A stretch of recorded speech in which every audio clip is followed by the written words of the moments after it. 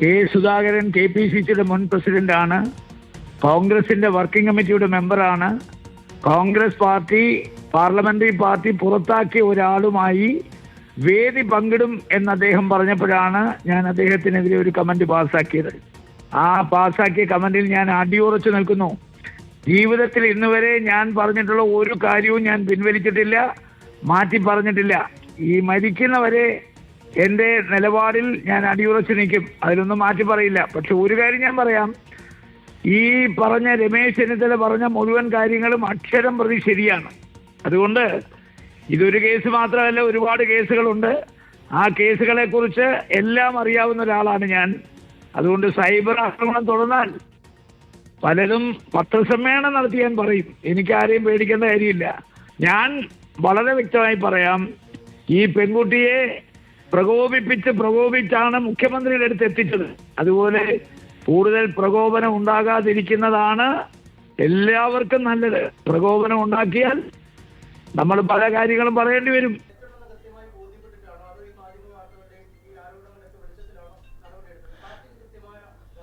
അല്ല, പ്രതിപക്ഷ നേതാവിനും അന്നത്തെ KPCC പ്രസിഡന്റിനും നേതാക്കൾക്കും പരാതികൾ ധാരാളം കിട്ടി. അന്ന് ആ സന്ദർഭത്തിൽ പാർട്ടി ഏകകണ്ഠമായി എടുത്തൊരു തീരുമാനമാണ്.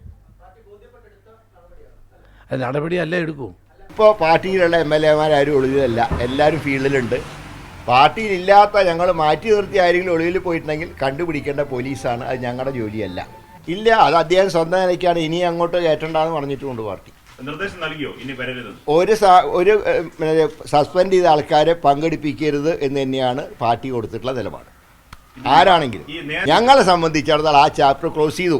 ഉദിച്ചു കയറുന്ന താരങ്ങളൊക്കെ വേണ്ട താരങ്ങൾ ഉദിച്ചു വരും, അല്ലാത്തത് അസ്തമിക്കും. നമസ്കാരം. രാഹുൽ മാങ്കൂട്ടത്തിന് താങ്ങും തണലുമാണോ കേരളത്തിലെ കോൺഗ്രസ് പാർട്ടി? ഗുരുതരമായ ബലാത്സംഗ കേസ്, അശാസ്ത്രീയമായ ഭ്രൂണഹത്യ, അതിജീവിതയുടെ ICU വാസം, നിയമ നടപടികൾ പുരോഗമിക്കുമ്പോൾ രാഹുൽ മാങ്കൂട്ടത്തിനെ തള്ളിപ്പറയാതെ കോൺഗ്രസ് നേതൃത്വം ഒളിച്ചു കളിക്കുകയാണോ? ചില നേതാക്കൾ മാത്രം ചില പ്രതികരണങ്ങൾ നടത്തുന്നതാണ് നമ്മൾ കണ്ടത്. പക്ഷേ ഔദ്യോഗികമായ ഭാരവാഹിത്വമുള്ളവരൊക്കെ കോൺഗ്രസിൽ ഇപ്പോഴും എടുക്കുന്ന നിലപാടുകൾ എന്തുകൊണ്ടാണ് വിമർശിക്കപ്പെടുന്നത്? സസ്പെൻഷൻ ഒരു താൽക്കാലിക നടപടി മാത്രമാണ് എന്നിരിക്കെ രാഹുലിനെ ഇനിയും കോൺഗ്രസ് പുറത്താക്കാത്തത് എന്തുകൊണ്ടാണ്? തെരഞ്ഞെടുപ്പ് കഴിയുമ്പോൾ രാഹുൽ വീണ്ടും താരമായി മാറുമോ? രാഹുലിനെ പേടിച്ച് അയാളെ പാർട്ടി സംരക്ഷിക്കുന്നത് എന്തിനാണ്? രാജ്മോഹൻ ഉണ്ണിത്താനും മറ്റും ചോദിക്കും പോലെ ഒരാൾക്ക് വേണ്ടി പാർട്ടിയെ തുലയ്ക്കണോ? കോൺഗ്രസിൻ്റെ ധാർമ്മികത എവിടെ പോയി? ആരോപണ വിധേയനായ ഒരാൾക്ക് ഒളിവിൽ പോകാൻ പാർട്ടി സംവിധാനം സഹായം ചെയ്യുന്നുണ്ടോ? രാഹുലിന് സഹായം നൽകുന്നു എന്ന KPCC പ്രസിഡന്റിന് എതിരായ ആരോപണങ്ങൾ ഗൗരവമല്ലേ? വിഭാഗീയതയാണോ നിയമവാഴ്ചയേക്കാൾ കോൺഗ്രസിൽ വലുത്? സൈബർ ആക്രമണങ്ങൾ കാരണം VT ബൽറാം സ്ഥാനമൊഴിയുമ്പോൾ കോൺഗ്രസിനുള്ളിലെ ഛിദ്രശക്തികൾ കേസന്വേഷണത്തെ വഴിതിരിച്ചു വിടില്ലെന്ന് ഉറപ്പുവരുത്താൻ ആർക്കാണ് ഉത്തരവാദിത്തമുള്ളത്? ഉദിച്ചു വരേണ്ട താരങ്ങൾക്ക് എന്ത് നിയമമാണ് കോൺഗ്രസിലുള്ളത്? കേരള രാഷ്ട്രീയം ഇന്ന് ചോദിക്കുന്നത് അതാണ്. കോൺഗ്രസ് അതിജീവിതയ്ക്കൊപ്പമോ അതോ ക്രിമിനൽ ആരോപണ വിധേയന് ഒപ്പമോ? മറുപടികൾ ഉണ്ടോ കോൺഗ്രസ്സിന്? ഇന്ന് ഈ വിഷയം ചർച്ച ചെയ്യുമ്പോൾ ന്യൂസ് ആൻഡ് വ്യൂസിൽ ഉള്ളവർ: CPIM നേതാവ് ഡോക്ടർ PK ഗോപൻ, കോൺഗ്രസ് സഹയാത്രികൻ പ്രൊഫസർ AG ജോർജ്, മുതിർന്ന മാധ്യമപ്രവർത്തകൻ ജേക്കബ് ജോർജ്, കോൺഗ്രസ് സഹയാത്രികൻ ശ്രീകുമാർ മനയിലും അല്പസമയം നമ്മളോടൊപ്പം ഉണ്ടാകും. ഒപ്പം അഡ്വക്കേറ്റ് പ്രിയദർശൻ തമ്പിയും, നിയമവിദഗ്ധൻ പ്രിയദർശൻ തമ്പിയും ചർച്ചയിലുണ്ട്. ഏറ്റവും ആദ്യം ശ്രീ ജേക്കബ് ജോർജ്, താങ്കളോടാണ് ചോദിക്കുന്നത്. താങ്കൾ കഴിഞ്ഞ ദിവസവും പല ചർച്ചകളിലും ഇതുമായി ബന്ധപ്പെട്ടൊക്കെ സംസാരിച്ചതാണ്. ഇന്നിതാ ശ്രീ രാജ്മോഹൻ ഉണ്ണിത്താൻ എന്താണ് പറഞ്ഞത് എന്ന് നമ്മളിവിടെ കേൾപ്പിച്ചു. അദ്ദേഹം പറഞ്ഞതിൽ പ്രധാനപ്പെട്ട കാര്യം, രമേശ് ചെന്നിത്തല പറഞ്ഞതൊക്കെ ശരിയാണ്, ഒരുപാട് കേസുകൾ വേറെയുമുണ്ട് ഈ രാഹുൽ മാങ്കൂട്ടത്തിനെതിരെ, ഇതൊന്നും പറയിക്കരുത്, അതേപ്പറ്റിയൊക്കെ തനിക്ക് നല്ലവണ്ണം അറിയാം, എന്നെക്കൊണ്ട് വെറുതെ പറയിക്കരുത്, ഈ സൈബർ ആക്രമണം തുടർന്നാൽ ഞാൻ വാർത്താ സമ്മേളനം വിളിക്കും, എല്ലാം വിളിച്ചു പറയും എന്നാണ് അദ്ദേഹം പറഞ്ഞത്. അത് എങ്ങനെയാണ് അതിനെ താങ്കൾ നോക്കിക്കാണുന്നതെന്നാണ് അറിയേണ്ടത്. അതിനു മുമ്പ് ഞാൻ താങ്കളുടെ മുമ്പിലേക്ക് ഒരു വീഡിയോ കൂടി വെക്കുന്നു. ഇത് കാണുന്ന പ്രേക്ഷകരും ഈ പാനലിലുള്ളവരുമൊക്കെ ഒന്നുകിൽ എല്ലാവർക്കും ഒരു പൊട്ടിച്ചിരിയാണ് ഉണ്ടാകുക, അതല്ലെങ്കിൽ മനസ്സിൽ തോന്നുന്ന വികാരം എന്താണെന്ന് എല്ലാവരും കോൺഗ്രസ് സഹയാത്രികർ ഉൾപ്പെടെ ഒന്ന് പറയേണ്ടതുണ്ട്. ഒന്ന് കാണാം ആ വീഡിയോ. ഒരു ഹാബിച്വൽ ഒഫൻഡറാണ്. നിരന്തരമായി സ്ത്രീകൾക്കെതിരായിട്ട് അതിക്രമം, അത് ലൈംഗിക അതിക്രമം മാത്രമല്ല, ക്രൂരമായ വയലൻസ്. ആലോചിച്ചു നോക്കൂ, സ്വന്തം കുഞ്ഞിനെ ഗർഭം ധരിച്ചിരിക്കുന്ന സ്വന്തം ജീവിത പങ്കാളിയുടെ അടിവയറ്റിൽ ചവിട്ടുന്നവൻ, അവൻ ഈ നാട്ടിലെ ഏറ്റവും വലിയ കഠോര ഹൃദയനേക്കാൾ വലിയ ക്രൂരനാണ് എന്നുള്ള കാര്യത്തിൽ ഒരു തർക്കവും വേണ്ട. ആ അന്തസ് വേണമടാ, അന്തസ് എന്ന് പറയുന്ന ആൾക്ക് അന്തസ്സെന്ന് അക്ഷരത്തെറ്റില്ലാതെ എഴുതാൻ പോലും അറിയില്ല എന്ന് തെളിയിക്കുന്ന പ്രവർത്തികളാണ് ഓരോ ദിവസവും പുറത്തു വരുന്നത്. നാട്ടിലെല്ലാവർക്കും നല്ല പ്രവൃത്തിയുടെയും നന്മയുടെയും ക്ലാസ് എടുക്കുന്ന ആ സാറിന്റെ പരിപാടി ഈ മുൻ ജീവിത പങ്കാളി ഗർഭിണിയായിരിക്കുന്ന സമയത്ത് അവരുടെ അടിവയറ്റിലേക്ക് ചവിട്ടുന്ന ക്രൂരകൃത്യമടക്കം നടത്തി. നമ്മുടെ ഗോവിന്ദച്ചാമിയുമൊക്കെ ഏതാണ്ട് ഒരേ ലൈനിൽ വരുന്ന ഹാബിച്വൽ ഒഫൻഡർമാരാണ് എന്ന് അദ്ദേഹത്തിന്റെ മുൻ ഭാര്യ തന്നെ സാക്ഷ്യപ്പെടുത്തുകയാണ്. നിങ്ങളുടെ MLA, ജനങ്ങൾ തിരഞ്ഞെടുത്തിട്ടുള്ള ഒരു നാടിന്റെ MLA, ഒരു ജനപ്രതിനിധി, അയാളെ കാണാനുണ്ട്. എവിടെയാണെന്ന് പറയണ്ടേ? ഒളിച്ചു കളിക്കുകയാണ്. ജനങ്ങൾ തിരഞ്ഞെടുത്തു കൊടുത്ത MLA ബോർഡ് പോലും ഒഴിവാക്കി ഒരു വാഹനത്തിൽ ഇങ്ങനെ കറങ്ങി പല വേഷത്തിൽ. പക്ഷേ ഈ നാട്ടിലെ ജനങ്ങളുടെ നികുതി പണത്തിൽ നിന്ന് ശമ്പളം വാങ്ങുന്ന ഒരു ജനപ്രതിനിധി എന്ന നിലയിൽ നിങ്ങൾ ഈ നാടിന്റെ പൊതുസമൂഹത്തോട് ഓഡിറ്റബിൾ ആണ്. ശ്രീ ജേക്കബ് ജോർജ്, താങ്കൾക്ക് മുഖത്ത് എല്ലാം വിരിയുന്നുണ്ട്, എനിക്കത് മനസ്സിലാക്കാൻ സാധിക്കുന്നുണ്ട്. താങ്കൾക്ക് കുറേ വാക്കുകൾ ഒഴിഞ്ഞു കിട്ടി പറയാതെ തന്നെ. ഇവിടെ ഇപ്പോൾ രാഹുൽ മാങ്കൂട്ടത്തിൽ തന്നെ പറഞ്ഞു വെച്ചിട്ടുണ്ടെന്നാണ് എനിക്ക് തോന്നുന്നത്. ഇതിനകത്തെ എനിക്ക് സംശയമൊന്നുമില്ല ഈ കാര്യത്തിൽ. നമ്മൾ പുതിയ വീഡിയോ ഒന്നും കാണിക്കേണ്ടതില്ല. ഇപ്പോൾ ധാരാളം സംഭവങ്ങളുടെ ചുരുളുകൾ അഴിഞ്ഞുകൊണ്ടിരിക്കുകയാണ്. ഇന്ന് തന്നെ ഒരു പ്രധാനപ്പെട്ട കേന്ദ്ര സർവീസ് ഉദ്യോഗസ്ഥൻ എന്നോട് പല കാര്യങ്ങൾ പറഞ്ഞു. അതിൽ രാഹുൽ മാങ്കൂട്ടത്തിലിൻ്റെ ഒരു ഇരയായത് കേരള IASലെ ഒരു ഉയർന്ന ഉദ്യോഗസ്ഥയാണ്. 58 വയസ്സുള്ള ഒരു IASകാരി. അവർ ബലാത്സംഗം ചെയ്യപ്പെട്ടില്ല, പക്ഷേ അവരെ നമ്മുടെ ചെറുപ്പക്കാരുടെ ഭാഷയെ പറഞ്ഞാൽ വളയ്ക്കാൻ നടത്തിയ സംഭാഷണങ്ങൾ, ഇതെല്ലാം കൂടി അവർ പരാതി കൊടുത്തു ഉന്നത തലത്തിൽ. ആ പരാതി വലിയ ലെവലിലെത്തി. അവസാനം BD സതീശൻ്റെ മുമ്പിലെത്തി. ലാലെ അറിയുമോ, KPCC അധ്യക്ഷൻ VD സതീശൻ്റെ മുമ്പിൽ ഇതേപോലെ ധാരാളം പരാതികൾ പെൺകുട്ടികൾ നേരിട്ട്, വീട്ടമ്മമാർ നേരിട്ടൊക്കെ കൊടുത്തിട്ടുണ്ട്. അതിൽ കേരളത്തിലെ 2 പ്രമുഖ കോൺഗ്രസ് നേതാക്കളും ഉണ്ട്. ലാൽ, അവരുടെ പെൺമക്കളെയും ഇയാൾ തകർക്കാൻ ശ്രമിച്ചു. 2 കോൺഗ്രസ് നേതാക്കളുടെ പഠിക്കാൻ മിടുക്കരായ 2 പെൺകുട്ടികളെയും ഇയാൾ അതും ഇതുമൊക്കെ പറഞ്ഞ് സ്വാധീനിച്ച് വശത്താക്കാൻ ശ്രമിച്ചു. അതാണ് BD സതീശന് ഏറ്റവും വലിയ കലിപ്പുണ്ടാക്കിയത്. ഒരു ഘട്ടത്തിൽ സതീശൻ, അതിനകത്തൊരു ഇച്ചിരി കൗതുകരമായൊരു കാര്യം, സതീശൻ ഈ രാഹുൽ മാങ്കൂട്ടത്തിലിനെ വിളിച്ച് നേരിട്ട് വരുത്തി ഭയങ്കരമായിട്ട് അധിക്ഷേപിച്ചെന്ന് പറയാം, അങ്ങേയറ്റം ശക്തമായിട്ട് തന്നെ അധിക്ഷേപിച്ചു. അതിനെ തുടർന്ന് 3-4 പേരുടെ പരാതിയിന്മേലാണ് സതീശൻ ഇയാളെ നേരിട്ട് വിളിച്ച് ശാസിച്ചത്. അത് ഗംഭീരമായ ശാസനയായിരുന്നു. അത് കഴിഞ്ഞിട്ട് ഈ രാഹുൽ മാങ്കൂട്ടത്തിൽ എല്ലാ പെൺകുട്ടികളോടും, ഇയാൾ ബന്ധപ്പെട്ട പെൺകുട്ടികളോടെല്ലാം വിളിച്ചിട്ട് ആരാണ് പരാതി കൊടുത്തതെന്ന് അറിയില്ലല്ലോ, എല്ലാവരോടും മാപ്പ് ചോദിച്ചു. ഇവരിൽ പലരും ഇത് ടേപ്പ് ചെയ്തു. ആ ടേപ്പൊക്കെയാണ് ഇപ്പോൾ ഈ കേരള സമൂഹത്തിൽ നിലവിലുള്ളത്. അപ്പോൾ 1ഉം 2ഉമല്ല, 4ഉം 5ഉമല്ല, അനേകം പെൺകുട്ടികൾ ഇയാളുടെ ക്രൂരതയ്ക്കും പീഡനത്തിനും ഇരയായിട്ടുണ്ട്. അതൊക്കെ കേരള സമൂഹത്തിലുണ്ട് എന്ന് പറയാൻ നമുക്കൊക്കെ നാണം വരും. പക്ഷേ അതാണ് സംഭവിച്ചത്. പിന്നെ കോൺഗ്രസിനെ കുറിച്ച് പറഞ്ഞത്, കോൺഗ്രസ് നേതാവ് VD സതീശൻ ഈ കാര്യത്തിൽ അങ്ങേയറ്റം മാന്യമായ, അങ്ങേയറ്റം സുശക്തമായ നിലപാടാണ് സ്വീകരിച്ചിരിക്കുന്നത്. ആ നിലപാടിൽ അദ്ദേഹം ഉറച്ചു നിൽക്കും എന്നെനിക്ക് ഉറപ്പുണ്ട്. അതുമാത്രമേ ഉള്ളൂ കോൺഗ്രസ്സിന് രക്ഷ. തീർച്ചയായിട്ടും രാജ്മോഹൻ ഉണ്ണിത്താനെ പോലെ, രമേശ് ചെന്നിത്തലയെ പോലെ ഉള്ളവർ ഇതേ നിലപാട് മറ്റ് കേരള സമൂഹത്തിൽ നിലനിൽക്കുന്നുണ്ട്. അതൊക്കെയാണ് ഒരു പക്ഷേ കോൺഗ്രസിനെ മുന്നോട്ട് നയിക്കുന്ന ആശാകിരണങ്ങൾ എന്നാണ് എനിക്ക് പറയാം. ശ്രീ ജേക്കബ് ജോർജ്, ഇത് മുന്നോട്ട് നയിക്കുന്നു എന്ന് പറയുമ്പോൾ വി ഡി സതീശൻ ഈ പറയുന്ന ഗംഭീര ശാസനയൊക്കെ നൽകിയിട്ടും ശരിയാണ് താങ്കൾ പറഞ്ഞതുപോലെ അവരുടെ അകത്തുള്ള യോഗത്തിൽ വി ഡി സതീശനും രമേശ് ചെന്നിത്തലയും കെ മുരളീധരനും ഒപ്പം ഈ ഉണ്ണിത്താനെ പോലുള്ളവരുമൊക്കെ എടുത്ത നിലപാടുകൾ ഇപ്പോഴെങ്കിലും പുറത്തേക്കൊക്കെ വരുന്നുണ്ട്. പക്ഷേ ഇതുകൊണ്ട് എന്ത് ഗുണമുണ്ടായി? അവർ ഈ ബാക്കിയുള്ള രാഹുൽ മാങ്കൂട്ടത്തിൻ്റെ ടീം അവർ സൈബർ വിങ്ങിനെ ഉൾപ്പെടെ കൈപ്പിടിയിൽ ഒതുക്കിക്കൊണ്ട് ഇപ്പോൾ ഈ അതിജീവിതയെ പോലും ഏത് രീതിയിലാണ് അപമാനിച്ചുകൊണ്ടിരിക്കുന്നത്, ഇതൊക്കെ നമ്മൾ കാണുന്നുണ്ട്. ബാക്കി ഈ കോൺഗ്രസ് പാർട്ടിയിൽ എന്തെങ്കിലും തരത്തിൽ പ്രതീക്ഷയുണ്ട് എന്ന് കരുതിയിരിക്കുന്നവർക്ക് പോലും ആ പാർട്ടിയെ കൊണ്ട് ഒരു ഗുണവും ഇല്ലാത്ത രീതിയിൽ കാര്യങ്ങളെ മുന്നോട്ട് കൊണ്ടുപോകുന്നതിൻ്റെ നിരാശയല്ലേ ഇന്ന് ഉണ്ണിത്താനിൽ നിന്ന് പുറത്തേക്ക് വന്നത്? അല്ല, ഉണ്ണിത്താൻ അങ്ങേയറ്റം ബോധവാനായിട്ട് തന്നെയാണ്. ഉണ്ണിക്കൻ്റെ വാക്കുകൾക്ക് ശക്തിയുണ്ട്, മൂർച്ചയുണ്ട്. ഈവൻ അതർവൈസ് ഉണ്ണിത്താൻ വളരെ ശക്തമായിട്ട് പ്രതികരിക്കുന്നയാളാണ്. അദ്ദേഹത്തിൻ്റെ കഴിവും ഒഴുക്കുകയും എടുത്തും കൊണ്ടാണ് അദ്ദേഹം പ്രതികരിച്ചിരിക്കുന്നത്. എപ്പോഴും ഏത് പാർട്ടിയിലാണെങ്കിലും ഏത് സമൂഹത്തിലാണെങ്കിലും ഏത് കൂട്ടായ്മയിലാണെങ്കിലും ചിലർ ഒരു വലിയ മുന്നേറ്റം നടത്തും.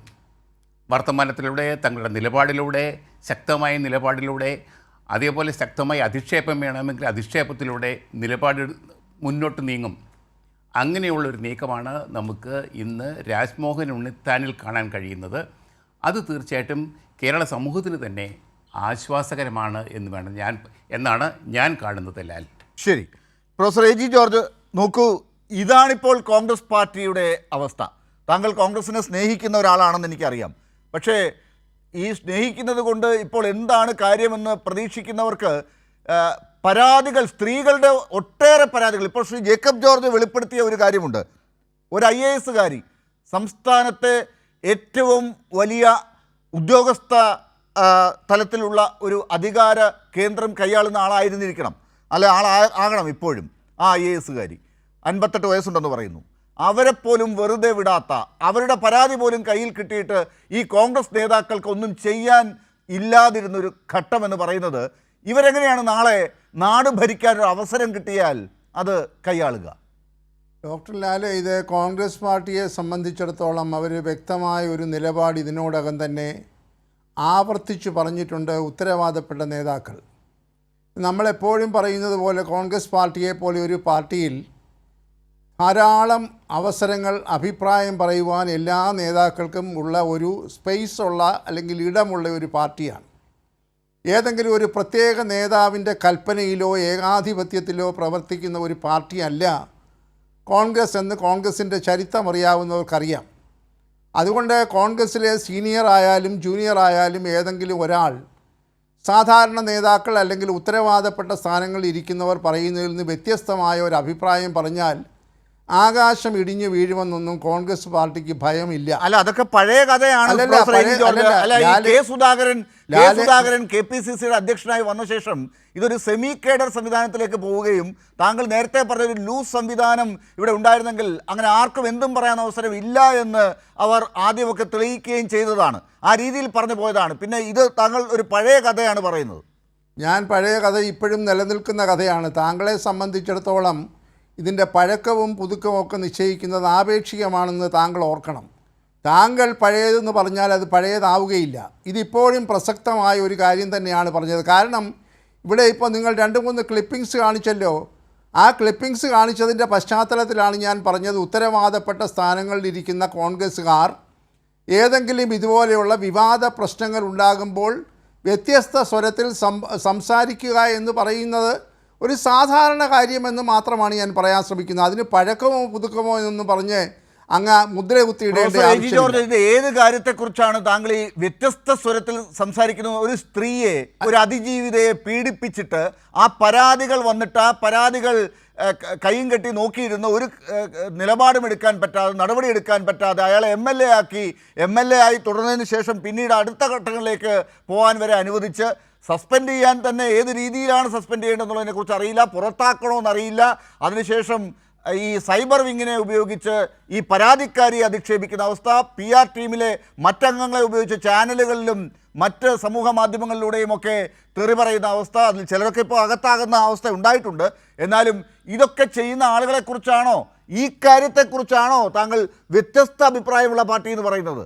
ഡോക്ടർ ലാലെ, താങ്കളാണിപ്പോൾ പഴങ്കഥയിലേക്ക് പോയതെന്ന് എനിക്ക് തോന്നുന്നു. കാരണം ഒരുപാട് സംഭവങ്ങൾ നടന്നിട്ടും അദ്ദേഹത്തെ MLA ആക്കി എന്ന് പറയുമ്പോൾ MLA ആകുന്നതിന് മുൻപുള്ള കഥകളാണല്ലോ താങ്കൾ സൂചിപ്പിക്കാൻ ശ്രമിക്കുന്നത്.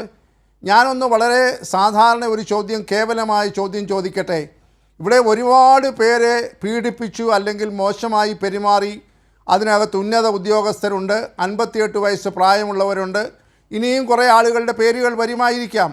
കേവലമായ ഒരു ചോദ്യം, ഇത്രയും നാളായിട്ട് ഈ പറയുന്ന ഉന്നത ഉദ്യോഗസ്ഥയോ 58 വയസ്സ് പ്രായമുള്ളവരോ നിരന്തരമായി പീഡിപ്പിക്കപ്പെട്ട 100-ലധികം ആളുകളോ നമ ശിവ എന്ന് പറയുകയോ ഇതിനെ സംബന്ധിച്ചൊരു പരാതിയോ ഉത്തരവാദപ്പെട്ട സ്ഥാനങ്ങൾ നമ്മൾ ചർച്ച ചെയ്യുന്നത് സംവിധാനത്തെക്കുറിച്ച് നമുക്ക് രണ്ടാമത് വരാം. ഇവിടെ പാർട്ടിയെ വിശ്വസിക്കുന്ന, പാർട്ടിയെ സ്നേഹിക്കുന്ന ആളുകൾ ആ പാർട്ടിയുടെ അധ്യക്ഷനും പ്രതിപക്ഷ നേതാവിനും ഒക്കെ കൊടുത്ത പരാതികളെക്കുറിച്ചാണ് നമ്മൾ പറയുന്നത്. ഈ 58 വയസ്സായ IAS ഉൾപ്പെടെ പാർട്ടി അത് അറിയിച്ചു എന്നാണ് നേരത്തെ ശ്രീ ജേക്കബ് ജോർജ് ചൂണ്ടിക്കാട്ടിയത്. അതുപോലെ പാർട്ടി നേതാക്കന്മാരുടെ ഉന്നത സ്ഥാനങ്ങളിൽ ഇരുന്നിട്ടുള്ള ആളുകളുടെ മക്കൾ, പെൺമക്കളെ ആ രീതിയിൽ കണ്ട് മുന്നോട്ട് പോയ ആളാണ് രാഹുൽ മാങ്കൂട്ടത്തിൽ. ആ പരാതി പോലും വേണ്ട രീതിയിൽ എടുത്തില്ല എന്ന് പറയുമ്പോൾ എന്താണ് സാർ താങ്കൾ ഈ പറയുന്നത്? അല്ല ഡോക്ടർ ലാലെ, താങ്കളോട് ഞാൻ പറയുന്നത്, ഈ പരാതികളൊക്കെ താങ്കൾ പറയുന്നതെല്ലാം വാദത്തിന് വേണ്ടി സമ്മതിച്ചാൽ തന്നെ അങ്ങേക്ക് നന്നായിട്ട് ഈ രാജ്യത്തൊരു നീതിന്യായ വ്യവസ്ഥയുണ്ട്, ഒരു പോലീസുണ്ട്. ഇതുപോലെയുള്ള പീഡനങ്ങളോ അക്രമങ്ങളോ എതിർ സെക്സിലുള്ള അല്ലെങ്കിൽ എതിർ ജെൻഡറിലുള്ള ആളുകളുടെ നേരെ ഉണ്ടായിക്കഴിഞ്ഞാൽ സ്വാഭാവികമായി ഒരു സാമാന്യ ബുദ്ധി അനുസരിച്ച് ആ തരം പീഡനങ്ങൾക്ക് വിധേയമായിട്ടുള്ള ആളുകൾ ആരെയാണ് സമീപിക്കേണ്ടത്? അവർ സംസ്ഥാന സർക്കാരും പോലീസും മാത്രം മതി എന്നാണോ താങ്കൾ പറയുന്നത്? ഈ പ്രതിപക്ഷം ഇവിടെ വേണ്ട, അവരോട് ആരും ഒന്നും പറയും വേണ്ട, അവരെ സ്നേഹിക്കുന്ന, അവർ അധികാരത്തിൽ വന്നാൽ ഇത്തരം കാര്യങ്ങളെ മുന്നോട്ട് കൊണ്ടുപോകാൻ ശ്രമിക്കുന്നവരോട് അവരുടെ അണികൾക്കോ അവരുടെ നേതാക്കളുടെ മക്കൾക്കോ എന്തെങ്കിലും സംഭവിച്ചാൽ അവരും പോയി ഇപ്പോൾ ഇന്നത്തെ അവസ്ഥയിലാണെങ്കിൽ പിണറായി വിജയനോട് പറഞ്ഞാൽ മതി എന്നാണോ താങ്കൾ പറഞ്ഞു വരുന്നത്? അല്ല, അതൊക്കെ അങ്ങയുടെ സാങ്കല്പികമായിട്ടുള്ള ഈ കഥാ അവതരണമാണ് ഇപ്പോൾ നടത്തിക്കൊണ്ടിരിക്കുന്നത്. ലാലൊരു കാര്യം ദയവായി ശ്രദ്ധിക്കണം, ഞാൻ നിങ്ങൾക്ക് 4 പേർക്ക് ഉത്തരം തരേണ്ട ആളാണ്. അതുകൊണ്ട് എന്നെ ഒരു വാക്യം പൂർത്തീകരിക്കാൻ ദയവായി അനുവദിക്കണം. 4 പേരും ചോദിച്ചില്ല, എനിക്കറിയാം. താങ്കൾ ചോദിക്കുന്ന തന്നെ എൻ്റെ ഒരു വാക്യം പോലും പൂർത്തീകരിക്കാൻ താങ്കൾ അനുവദിക്കാതെ ചർച്ചയുടെ സിംഹഭാഗം താങ്കൾ എടുക്കുന്ന ഒരു ലക്ഷണം കാണുന്നു. അതുകൊണ്ട് എനിക്ക് പറയാനുള്ളത് പറയാൻ അനുവദിക്കണം. ഞാൻ പറഞ്ഞത്, ഇവിടെ ഈ ആരോപണങ്ങളൊക്കെ ഉണ്ട് എന്ന് വാദത്തിന് സമ്മതിച്ചാൽ പോലും ഈ രാജ്യത്ത് നിലവിലിരിക്കുന്ന സംവിധാനം അനുസരിച്ച് ഈ ആരോപണം ഉന്നയിക്കുന്ന ആരെങ്കിലും നാളിതുവരെ ഇദ്ദേഹം MLA ആകുന്നതിന് മുൻപ് ഒരു നടപടിയിലേക്ക് പോകാൻ എന്തുകൊണ്ട് ശ്രമിച്ചില്ല? അന്നൊന്നും ഈ ആരോപണങ്ങളെക്കുറിച്ച് അതല്ല എന്നെ താങ്കൾ തെറ്റിദ്ധരിക്കുന്നത് കൊണ്ടാണ്. എൻ്റെ ചോദ്യം അതല്ല. നമ്മൾ കഴിഞ്ഞ 4-5 ദിവസമായിട്ടോ അല്ലെങ്കിൽ അതിന് മുൻപോ ഈ കാര്യങ്ങൾ ചർച്ച ചെയ്യുന്നുണ്ട്. ഇന്ന് നമ്മളിത് അന്വേഷിക്കുന്നത് കോൺഗ്രസ് പാർട്ടി ഈ കാര്യത്തിലെടുത്ത നിലപാടിനെ കുറിച്ചാണ്. കോൺഗ്രസ് പാർട്ടിയിൽ ഒരുപാട് പരാതികൾ ഇതിനകം കിട്ടിയിട്ടും എന്ത് സംഭവിച്ചു എന്നാണ്. ഈ രാഹുൽ മാങ്കൂട്ടത്തിനെതിരെ ഇപ്പോൾ എടുത്തിരിക്കുന്ന നടപടി മതി എന്നാണോ താങ്കൾ പറയുന്നത്? അതിനൊരു കൃത്യമായ ഉത്തരം നമ്മുടെ പ്രേക്ഷകരോട് കൊടുക്കൂ. കൃത്യമായി പറയാം. നിങ്ങൾ പറയുന്നത് പോലെ ഈ ബന്ധപ്പെട്ട ഉത്തരവാദപ്പെട്ട കോൺഗ്രസിൻ്റെ നേതൃസ്ഥാനങ്ങൾക്ക് ഉള്ള ആളുകൾക്ക് ഇത് സംബന്ധിച്ചുള്ള പരാതികൾ ലഭിച്ചപ്പോൾ എടുത്ത നടപടികൾ എന്താണെന്നുള്ളത് കേരളത്തിലെ പൊതുസമൂഹത്തിന് നന്നായി മനസ്സിലായിട്ടുണ്ട്. ഞാൻ പറഞ്ഞു തരാം, അങ്ങനെയൊക്കെ അറിയാവുന്നതാണ്, എന്നെ കൊണ്ട് അത് ആവർത്തിക്കണമെന്നില്ല. അതായത് ഇതിനെ സംബന്ധിച്ച് ഉണ്ടായ പരാതികളിൽ പ്രഥമ ദൃഷ്ട്യാ കുറേ വസ്തുതകളുണ്ട് എന്ന് മനസ്സിലാക്കിയത് കൊണ്ടാണ് അടിയന്തരമായി കോൺഗ്രസിൻ്റെ ഉന്നത നേതാക്കന്മാരെല്ലാവരും ഉത്തരവാദപ്പെട്ട സ്ഥാനങ്ങളിൽ ഇരിക്കുന്നവർ ഒരുമിച്ച് നിന്ന്, അല്പം മുമ്പ് താങ്കൾ തന്നെ കാണിച്ച ഒരു ക്ലിപ്പിങ്ങിൽ ബഹുമാനപ്പെട്ട രമേശ് ചെന്നിത്തല എന്താണ് പറഞ്ഞത്?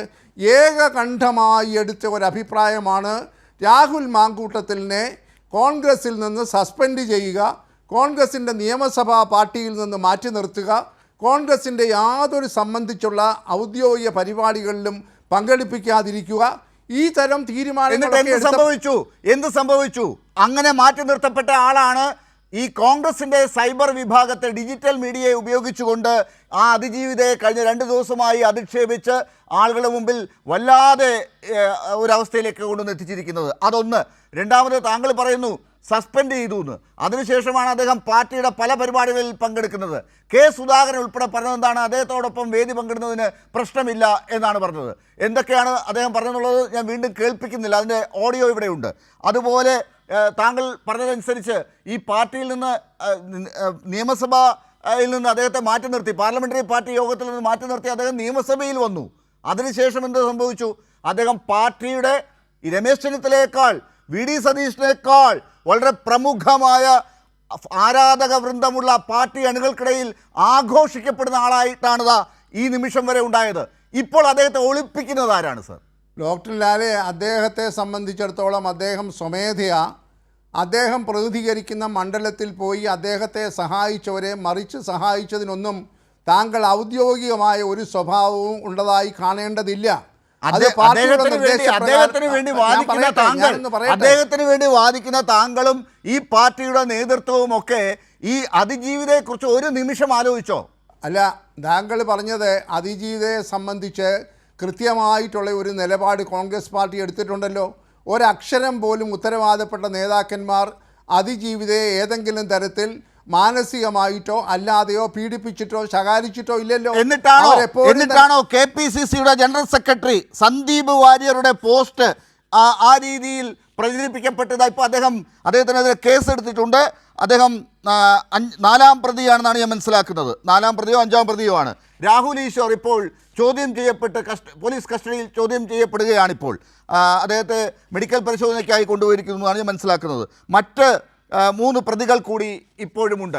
ഈ പറഞ്ഞ രീതിയിൽ കഴിഞ്ഞ ദിവസങ്ങളിലൊക്കെ ഈ നേതൃത്വം കാണിച്ച കാര്യങ്ങളാണ് ഞാൻ താങ്കളുടെ മുമ്പാകെ പറയുന്നത്. ഡോക്ടർ ലാലെ, ഈ പറയുന്ന സന്ദീപ് വാര്യർ അതുപോലെ തന്നെ രാഹുൽ ഈശ്വർ തുടങ്ങിയതായ ആളുകളെ വ്യക്തികളായി മാത്രമേ കാണുന്നുള്ളൂ. കാരണം രാഹുൽ ഈശ്വർ അദ്ദേഹത്തിൻ്റെ സ്വാതന്ത്ര്യം ഉപയോഗിച്ചുകൊണ്ട് അദ്ദേഹം നടത്തുന്ന വിമർശനങ്ങൾക്ക് കോൺഗ്രസ് പാർട്ടിക്ക് ഉത്തരവാദിത്തമില്ല. സന്ദീപ് വാര്യർ വ്യക്തിപരമായ നിലയിൽ ഈ തരം ആരോപണങ്ങളോ സൈബർ ആക്രമണങ്ങളോ നടത്തുന്നെങ്കിൽ അദ്ദേഹം അതിന്റെ ശിക്ഷ അനുഭവിക്കാൻ. ഇതൊക്കെ എങ്ങനെയാണ് സാർ? KPCCയുടെ ജനറൽ സെക്രട്ടറി ഒക്കെ പെട്ടെന്ന് ഒരു മിനിറ്റിൽ അദ്ദേഹം വ്യക്തിപരമായിട്ടാണെന്നൊക്കെ താങ്കളെപ്പോൾ പറഞ്ഞാൽ ഇതൊന്നും ഉണ്ണിത്താൻ പറഞ്ഞ വാചകങ്ങളിൽ നിന്ന് അതൊന്നും അല്ല മനസ്സിലാകുന്നത്. ഉണ്ണിത്താൻ പറഞ്ഞ വാചകങ്ങളിൽ നിന്ന് അതല്ല മനസ്സിലാകുന്നത്. രമേശ് ചെന്നിത്തല പറഞ്ഞതിൽ നിന്ന് അതല്ല മനസ്സിലാകുന്നത്. കെ മുരളീധരൻ പറഞ്ഞതിൽ നിന്ന് അതല്ല മനസ്സിലാക്കുന്നത്. വി ഡി സതീശൻ പുറത്തേക്ക് എന്തൊക്കെ പറഞ്ഞാലും കഴിഞ്ഞ ദിവസങ്ങളിൽ ഈ കാര്യത്തിലെടുത്ത നിലപാടിനെക്കുറിച്ച് നേരത്തെ ശ്രീ ജേക്കബ് ജോർജ് പറഞ്ഞത് വിശ്വസിക്കാനാണ് തൽക്കാലം ഞാൻ ഇഷ്ടപ്പെടുന്നത്. അത് അങ്ങനെ ആണോ എന്നുള്ളത് നമുക്ക് അടുത്ത ദിവസങ്ങളിൽ തിരിച്ചറിയാം. അദ്ദേഹം ദേശാഭിമാനിയും കൈരളിയൊക്കെ ചോദ്യങ്ങൾ ചോദിച്ചാൽ ഈ കാര്യങ്ങളോട് ഉത്തരം പറയില്ല എന്നാണ്. സ്ത്രീകളുടെ പക്ഷത്ത് നിന്നുകൊണ്ട് ഒന്നിൽ കൂടുതൽ ആളുകൾ കൈരളിയിൽ നിന്നോ അല്ലെങ്കിൽ ദേശാഭിമാനിയിൽ നിന്നൊക്കെ ചോദിച്ചു കഴിഞ്ഞാൽ ഇതിനോട് ഉത്തരം പറയില്ല എന്നുള്ള നിലപാടൊക്കെ ഒരു പാർട്ടിക്ക് ചേർന്നതാണോ എന്നുള്ളത് ചിന്തിക്കേണ്ടതാണ്.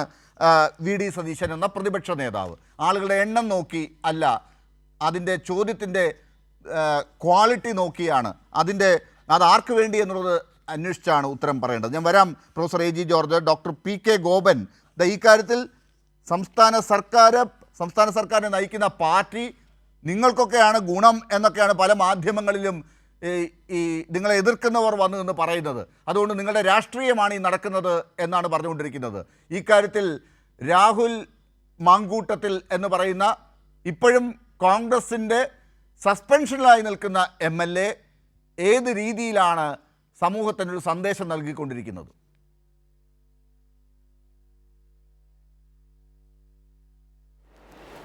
ഡോക്ടർ ലാൽ, ഇന്നുണ്ടായിരിക്കുന്ന സംഭവവികാസം കോൺഗ്രസിൻ്റെ സൈബർ പോരാളികളായിട്ടുള്ള 5 പേർ പ്രതികളായി വന്നിരിക്കുകയാണ്.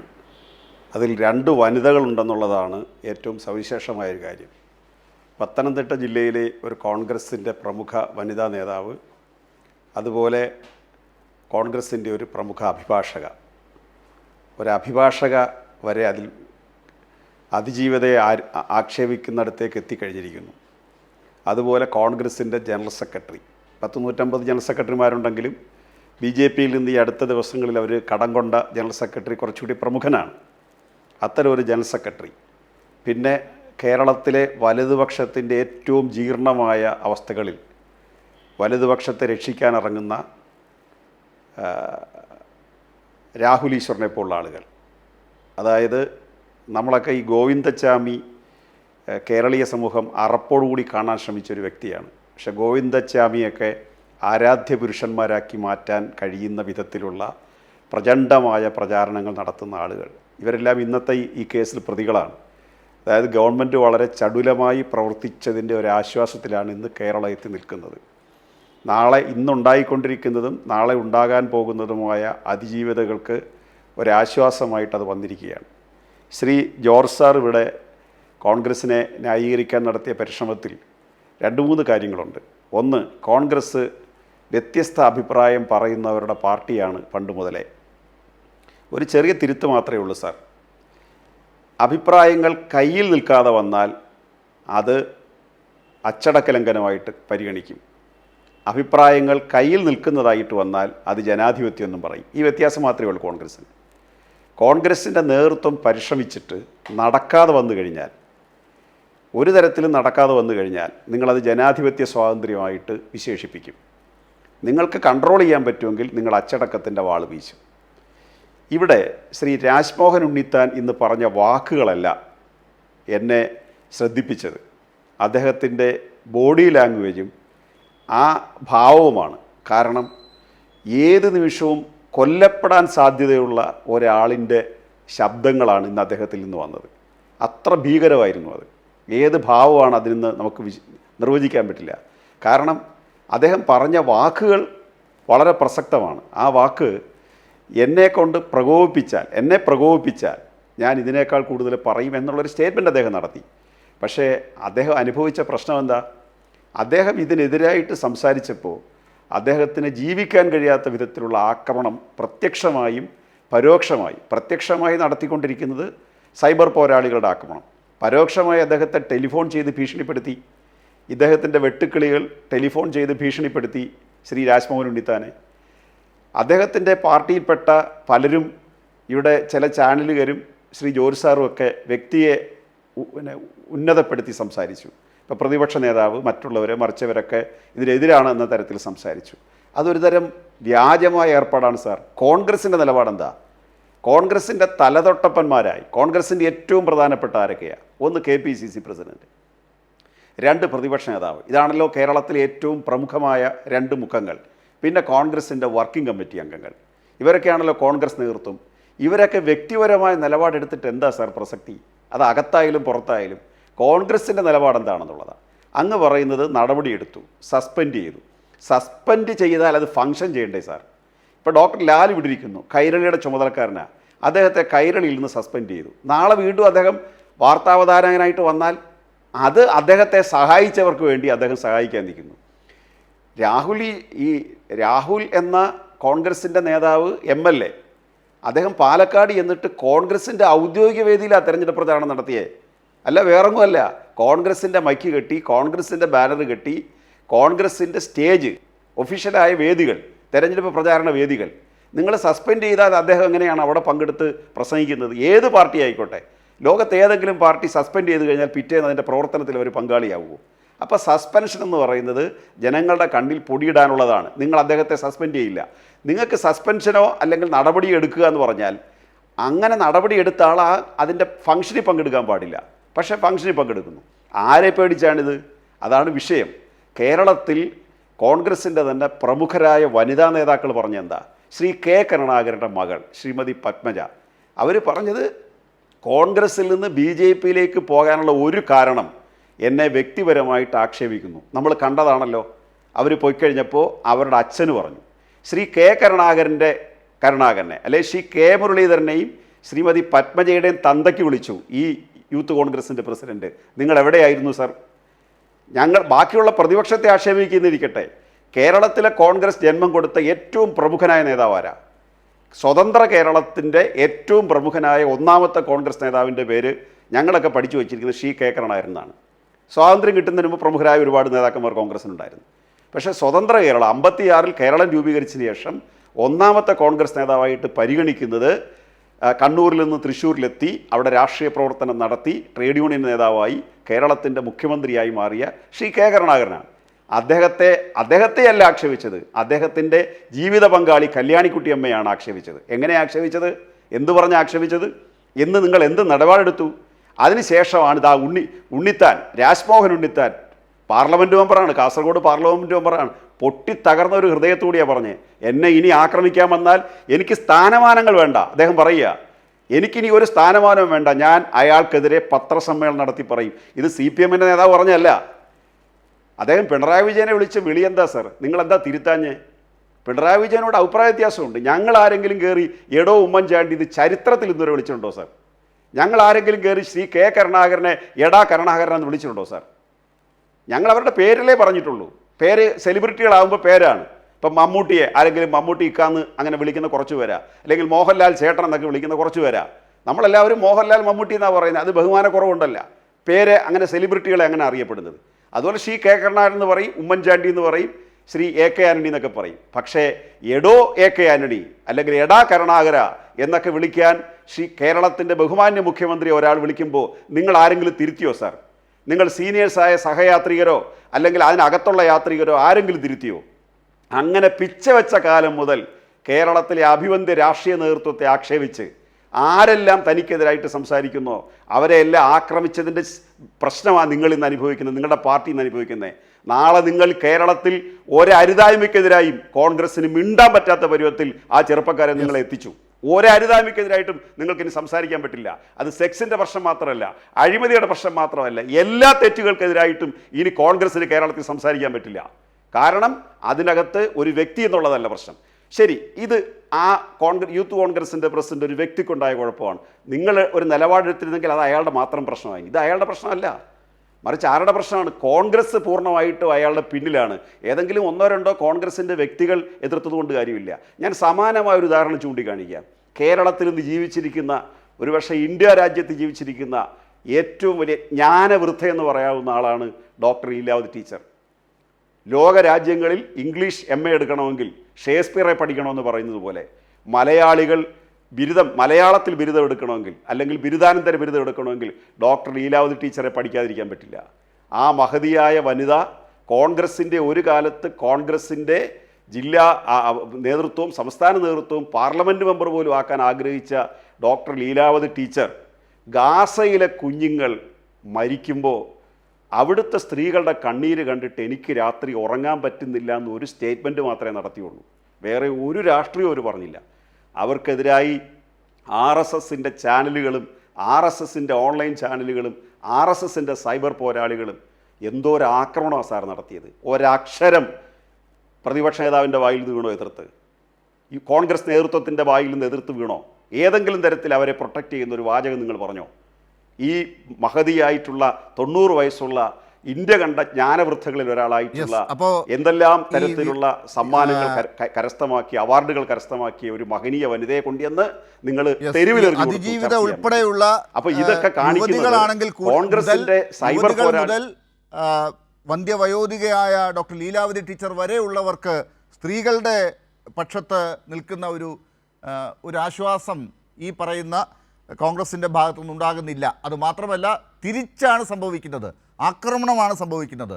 ഏതെങ്കിലും തരത്തിൽ അവരെ എതിർക്കാൻ നിന്നു കഴിഞ്ഞാൽ അതിന് വലിയ രീതിയിൽ ഒരു ഫാൻസ് എല്ലാവരും കൂടെ ചേർന്ന് വലിയ രീതിയിൽ ആക്രമിക്കുക. അതാണിന്ന് ഉണ്ണിത്താൻ നേരിട്ട ആക്രമണത്തെക്കുറിച്ചും കൂടി പറയേണ്ടത്. ഉണ്ണിത്താനെ കുറിച്ച് ഇപ്പോൾ ഇവിടെ സൂചിപ്പിച്ചതുകൊണ്ടാണ് നേരത്തെ ജേക്കബ് ജോർജും ഇപ്പോൾ ചൂണ്ടിക്കാണിച്ചോട്ടെ, വളരെ വേഗത്തിൽ പറഞ്ഞോളൂ. അല്ല, ഞാൻ പറയാൻ ശ്രമിച്ച അദ്ദേഹം ശ്രീ ജോർജ് സാർ പറഞ്ഞ ഒരു കാര്യമാണ്. ഇതുവരെ എന്തുകൊണ്ട് പരാതി കൊടുത്തില്ല എന്ന് അദ്ദേഹം ആവർത്തിച്ച് പറയുന്നു. എൻ്റെ സാർ, പരാതി കൊടുത്തൊരു സ്ത്രീ ഇപ്പം അനുഭവിക്കുന്ന കണ്ടോ സാർ? എന്തുമാത്രം ആക്രമണമാണ് സാർ അവർ നേരിടുന്നത്? എന്തുകൊണ്ടാണ് സ്ത്രീകൾ പരാതി കൊടുക്കാത്തത്? പരാതി കൊടുത്താൽ അതിജീവതയുടെ പേര് പുറത്തുവിടാൻ പാടില്ല എന്ന നിയമമുണ്ടല്ലോ, 2 വർഷം വരെ ശിക്ഷ കിട്ടാവുന്ന. ആ നിയമം കോൺഗ്രസ് സൈബർ പോരാളികൾക്ക് ബാധകമല്ല. നിങ്ങൾ ഈ പറയുന്ന IAS ആയാലും മറ്റേതായാലും മറിച്ചേതായാലും എല്ലാ വനിതകളും പേടിച്ചൊരു കാര്യമുണ്ട്. നിയമം അവരുടെ കൂടെ നിൽക്കുമായിരിക്കും, ചിലപ്പോൾ ഗവൺമെൻറ് കൂടെ നിൽക്കുമായിരിക്കും, അല്ലെങ്കിൽ കുറച്ച് ചാനൽ കൂടെ നിൽക്കുമായിരിക്കും. പക്ഷേ സമൂഹത്തിൻ്റെ മുമ്പിൽ ആ സ്ത്രീകൾ വസ്ത്രാക്ഷേപം ചെയ്യപ്പെടും നിങ്ങളുടെ സൈബർ പോരാളികളാൽ. ജീവന് പേടിയുള്ളത് കൊണ്ടും ശരീരത്തിൽ പേടിയുള്ളത് കൊണ്ടും മാനസികമായി ഈ അവസ്ഥയിൽ എത്താതിരിക്കാൻ വേണ്ടി അവർക്ക് കുടുംബവും ബന്ധവും സ്വന്തമൊക്കെ ഉണ്ട് സാർ. നിങ്ങളുടെ സൈബർ പോരാളികളെ പേടിച്ചാൽ അവർ രംഗത്ത് വരാതിരിക്കുന്നത്. ഒരു പക്ഷേ രണ്ടും തുനിഞ്ഞ് ആരെങ്കിലും രംഗത്ത് വരാൻ ഇത് കാരണമാകുമെങ്കിൽ ഈ സൈബർ ഇടങ്ങളിൽ നിങ്ങളെ പ്രൊട്ടക്റ്റ് ചെയ്യാൻ നിങ്ങളുടെ പാർട്ടിയിൽപ്പെട്ടവർ മാത്രമല്ല, രാഹുൽ ഈശ്വർ നിങ്ങളുടെ പാർട്ടിയല്ലല്ലോ, പക്ഷേ രാഹുൽ ഈശ്വർ കേരളത്തിലെ എല്ലാ തരത്തിലുള്ള റേപ്പിസ്റ്റുകളുടെയും ഒപ്പം നിൽക്കുന്ന ഒരാളാണല്ലോ. ഗോവിന്ദചാമിയുടെ വക്കീലിനെ ആളൂരിനെ ഏർപ്പാട് ചെയ്ത് കൊടുത്ത അദ്ദേഹമാണെന്ന് സംശയിക്കേണ്ടിയിരിക്കുന്നു. അത്തരം ഒരാളാണല്ലോ, നിങ്ങൾക്ക് വേണ്ടി രംഗത്തിറങ്ങുന്ന ആളുണ്ടല്ലോ. അവരെയൊക്കെ പേടിച്ചാണ് സാർ ഈ സ്ത്രീകൾ രംഗത്ത് വരാത്തത്. അതുകൊണ്ട് കേരളത്തിലെ സ്ത്രീകൾക്ക് വേണ്ടി നിൽക്കാൻ ശ്രീ ജോർജ് സാറിനെ പോലുള്ളവർ തയ്യാറാണോന്ന് എനിക്ക് ഈ അവസരത്തിൽ അഭ്യർത്ഥിക്കാനുള്ളത്. ശരി, പരാതി കൊടുത്ത സ്ത്രീക്ക് എന്താണ് ഇപ്പോൾ സംഭവിച്ചത് എന്നുള്ളത് ഇനിയിപ്പോൾ പറയേണ്ട ആവശ്യമില്ലല്ലോ. അത് തന്നെയാണ് അവർ ഉദ്ദേശിച്ചത്. പരാതി കൊടുത്ത സ്ത്രീകൾ, ഇനി പരാതി കൊടുക്കാത്ത സ്ത്രീകൾ, ബാക്കി ഇനി ആരെങ്കിലും പുറത്തേക്ക് വരാനുണ്ടെങ്കിൽ ഇതാ നോക്കിക്കോളൂ, ഇന്നലെയും ഇന്നുമൊക്കെയായി എങ്ങനെയാണ് ഈ പരാതി കൊടുത്ത സ്ത്രീയെ അപമാനിച്ചത്, അത് കണ്ടുപിടിച്ചോളൂ എന്നാണ് ഇപ്പോൾ ഒരു സൂചനയായി നൽകിയതായി വേണം കാണാൻ. നേരത്തെ ഉണ്ണിത്താൻ്റെ കാര്യം പറയുകയായിരുന്നല്ലോ. ഉണ്ണിത്താനെ വൈകുന്നേരം ഞാനും ഈ ചർച്ചയിലേക്ക് ഒന്ന് ഫോണിൽ വരാൻ സാധിക്കുമോ എന്ന് ചോദിച്ചിരുന്നു. അദ്ദേഹം വരാൻ തയ്യാറുമായിരുന്നു. അദ്ദേഹം ഇപ്പോൾ ഡൽഹിയിലേക്ക് പൊയ്ക്കൊണ്ടിരിക്കുകയാണ്, ഫ്ലൈറ്റിലാണ് അദ്ദേഹം. പക്ഷേ അദ്ദേഹത്തിൻ്റെ ശബ്ദം ഇന്ന് വരെ രാജ്മോഹൻ ഉണ്ണിത്താനിൽ നിന്ന് നമുക്ക് പ്രതീക്ഷിക്കാൻ പറ്റാത്ത വിധം ആ കാര്യത്തെക്കുറിച്ച് സംസാരിച്ചപ്പോൾ അദ്ദേഹം വല്ലാത്ത തരത്തിൽ അദ്ദേഹത്തിൻ്റെ ടോൺ ഒന്ന് മങ്ങിയിരുന്നു എന്നുള്ളത് കൂടി ഇവിടെ പറയാതിരിക്കാൻ വയ്യ. അഡ്വക്കേറ്റ് പ്രിയദർശൻ തമ്പി ഇപ്പോൾ ശ്രീകുമാർ മനയിൽ കൂടി നമ്മളോടൊപ്പം ചേർന്നിട്ടുണ്ട്, അദ്ദേഹത്തിലേക്ക് വരാം. അഡ്വക്കേറ്റ് പ്രിയദർശൻ തമ്പി, ചില ചാനലുകളിൽ ഇപ്പോൾ കോൺഗ്രസിനെ സ്നേഹിക്കുന്ന ആളുകൾ എന്ന് പറഞ്ഞിട്ട് വന്ന് പറയുന്ന ആളുകൾ പറയുന്നത് ഈ ചർച്ചയൊക്കെ വിക്ടിമിന് വേണ്ടിയാണ് നടക്കുന്നത് എന്ന് പറയുമ്പോൾ പോലും അത് BNS ആക്ടിനൊക്കെ എതിരാണ്. BNS 72 അനുസരിച്ച് ഈ കാര്യങ്ങളൊന്നും സംസാരിക്കാനേ പാടില്ല. ഇത് വിക്ടിമിന് വേണ്ടി പറയുന്നതല്ല. ഇതിൻ്റെ ഗുണഭോക്താക്കൾ ഒരു പ്രത്യേക പാർട്ടിയും സർക്കാരുമൊക്കെയാണ്. ഈ തെരഞ്ഞെടുപ്പാണ് ലക്ഷ്യം. അതുകൊണ്ട് തന്നെ ഈ ബെയിൽ ആപ്ലിക്കേഷനിലുള്ള കണ്ടൻസ് ഒന്നും പുറത്തേക്ക് വരാൻ പാടില്ലാത്തതാണ്. അത് അത്ര രഹസ്യമായിട്ട് കൈകാര്യം ചെയ്യേണ്ടതാണ്. അതുകൊണ്ട് അവർ ഈ ചർച്ചയിലൊക്കെ പങ്കെടുത്തതിനെ ന്യായീകരിക്കാൻ അവർക്കും പറ്റുന്നില്ല, ചർച്ചയും മുന്നോട്ട് കൊണ്ടുപോകാൻ ആഗ്രഹിക്കുന്നില്ല എന്നൊക്കെ അവർ പറയുന്നുണ്ട്. താങ്കൾ അതിൽ നിന്ന് പറഞ്ഞു തുടങ്ങിക്കോളൂ, എന്താണ് ഈ സംഭവിക്കുന്നത്? ഒരു MLA അല്ല, നമുക്കെല്ലാവർക്കും അറിയാം, ഈ തീരത്തോടടുക്കുന്നത് പോലെ ഒന്നിനു പുറകെ ഒന്നായി സമാനതകളില്ലാതെ സംഭവങ്ങൾ ഉണ്ടായിക്കൊണ്ടിരിക്കുകയാണ്. ഒറ്റപ്പെട്ട സംഭവമായി ഇതിനെ കാണാൻ കഴിയില്ല. അപ്പോൾ സപ്പോസ് ഒരു ഒറ്റപ്പെട്ട ഇൻസിഡൻറ്റ് ആണ് ഇതുണ്ടായിരിക്കുന്നത്. രണ്ട് വ്യക്തികൾ പ്രായപൂർത്തിയായ രണ്ട് വ്യക്തികൾ തമ്മിൽ വിവാഹം കഴിക്കുന്നു. അവർ വിവാഹം കഴിച്ചിട്ട് അവർക്ക് പിണങ്ങാമെങ്കിൽ പ്രായപൂർത്തിയായ രണ്ട് ഫ്രണ്ട്സ് തമ്മിൽ അവർ പിണങ്ങുമ്പോൾ അതൊരു റേപ്പ് കേസിന് കോൺസ്റ്റിറ്റ്യൂട്ട് ചെയ്യാൻ പാടില്ല എന്നുള്ളതാണ് ഇപ്പോഴത്തെ സുപ്രീം കോടതിയുടെ പ്രൊപ്പോസിഷൻ ഓഫ് സെറ്റിൽഡ് പൊസിഷൻ. പക്ഷെ അതും ഈ കേസിൻ്റെ ഈ ഫാക്ട്സ്, കാരണം ഓരോ കേസിനെ നമ്മൾ സമീപിക്കുമ്പോൾ ഓരോ കേസിൻ്റെയും അറ്റൻഡിങ് ഫാക്ട്സ് ആൻഡ് സർക്കംസ്റ്റാൻസ് വെച്ചിട്ടേ ആ കേസിനെ സമീപിക്കാൻ കഴിയുള്ളൂ. അതാണ് ഏറ്റവും പ്രധാനപ്പെട്ട കാര്യം. അതിൽ അങ്ങ് ചോദിച്ച ചോദ്യത്തിലേക്ക് ഡയറക്റ്റ് വരികയാണെങ്കിൽ, എന്താണ് ഈ BNSലെ ആ വകുപ്പ് പറയുന്നത്, എന്താണ് നമ്മുടെ നിയമവ്യവസ്ഥ? അത് പ്രധാനമായും ഒരു ഇരയ്ക്ക് അല്ലെങ്കിൽ വിക്ടിമിന് നൽകുന്ന, സർവൈവറിന് നൽകുന്ന ഒരു പരിരക്ഷയാണ്.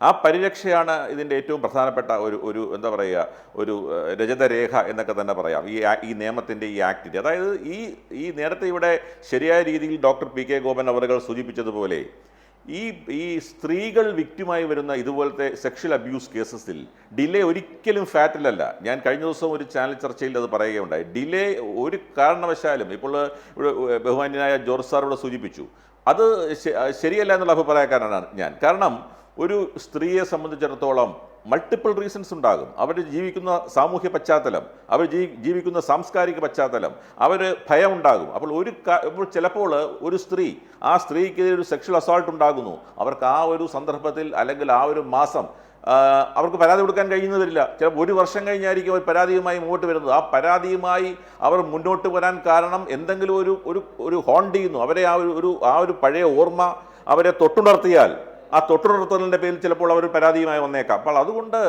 എന്തുകൊണ്ട് നേരത്തെ പരാതി കൊടുത്തില്ല, പരാതി കൊടുത്താൻ വൈകി എന്നൊക്കെ പറയുന്നതൊന്നും ഡിലേ, ഇങ്ങനത്തെ കേസുകൾ, ഒരു കൊലക്കേസിൽ പോലും, ഒരു മർഡർ കേസിൽ പോലും ഡിലേ ചിലപ്പോൾ ഫാറ്റിലായിരിക്കും. പക്ഷേ ഈ സെക്ഷൽ അബ്യൂസ് കേസസിൽ വിക്ടിമിൻ ഡിലേ ഒരിക്കലും ഒരു കാരണവശാലും ഫാറ്റിലല്ല. പിന്നെ നമ്മൾ ഈ കേസുകളെക്കുറിച്ച് ചർച്ച ചെയ്യരുത് എന്നുള്ള അഭിപ്രായത്തോടൊന്നും എനിക്ക് യോജിപ്പില്ല. കാരണം നമ്മുടെ പൊതുസമൂഹം ഈ ഒരു രഹസ്യ സ്വഭാവം ഉണ്ട്. ഒരു കാരണവശാലും ഇന്നിപ്പോൾ കേസെടുത്തിരിക്കുന്ന പ്രധാനമായും അതാണ്. കാരണം ഇരയെ പ്രാഥമികമായി സ്ത്രീകളെ, ഇത്തരത്തിൽ സെക്ഷൽ ഒഫൻസിൽ പെടുന്ന സ്ത്രീകളെ സംരക്ഷിക്കണമെന്നുള്ള കാര്യം പ്രാഥമികമായി സംരക്ഷിക്കണം. കാരണം അവർ പരാതിയുമായി മുമ്പോട്ട് വരുമ്പോൾ അവരെ വീണ്ടും വിക്ടിമൈസ് ചെയ്യുക എന്നുള്ള പ്രവണത അത് ഒരു കാരണവശാലും നമുക്ക് പ്രോത്സാഹിപ്പിക്കാൻ കഴിയില്ല. കേസിൻ്റെ മെറിറ്റ് അത് കോടതി പരിശോധിക്കും. ആ കോടതി പരിശോധിക്കപ്പെടേണ്ട കാര്യങ്ങൾ ചർച്ച ചെയ്യുമ്പോഴാണ് അത് സബ്ജുഡീസ് ആകുന്നത്. കാരണം എല്ലാ കേസിനും അതിൻ്റെ ചില മെറിറ്റ്സ് ഉണ്ടാകും. അതൊക്കെ ഇഴകീറി പരിശോധിക്കേണ്ടതും തെളിവ് നിയമത്തിലെയും ഇന്ത്യൻ ഇതുപോലെയുള്ള സുപ്രീം കോടതിയുടെ പല വിധിന്യായങ്ങളെയൊക്കെ വെച്ച് ആ കേസ് നിൽക്കുമോ അല്ലെങ്കിൽ ആ ഇന്ന ഒഫൻസ് നിൽക്കുമോ എന്നൊക്കെ പിന്നീടാണ് പരിശോധിക്കപ്പെടുന്നത്. പക്ഷേ പ്രധാനമായും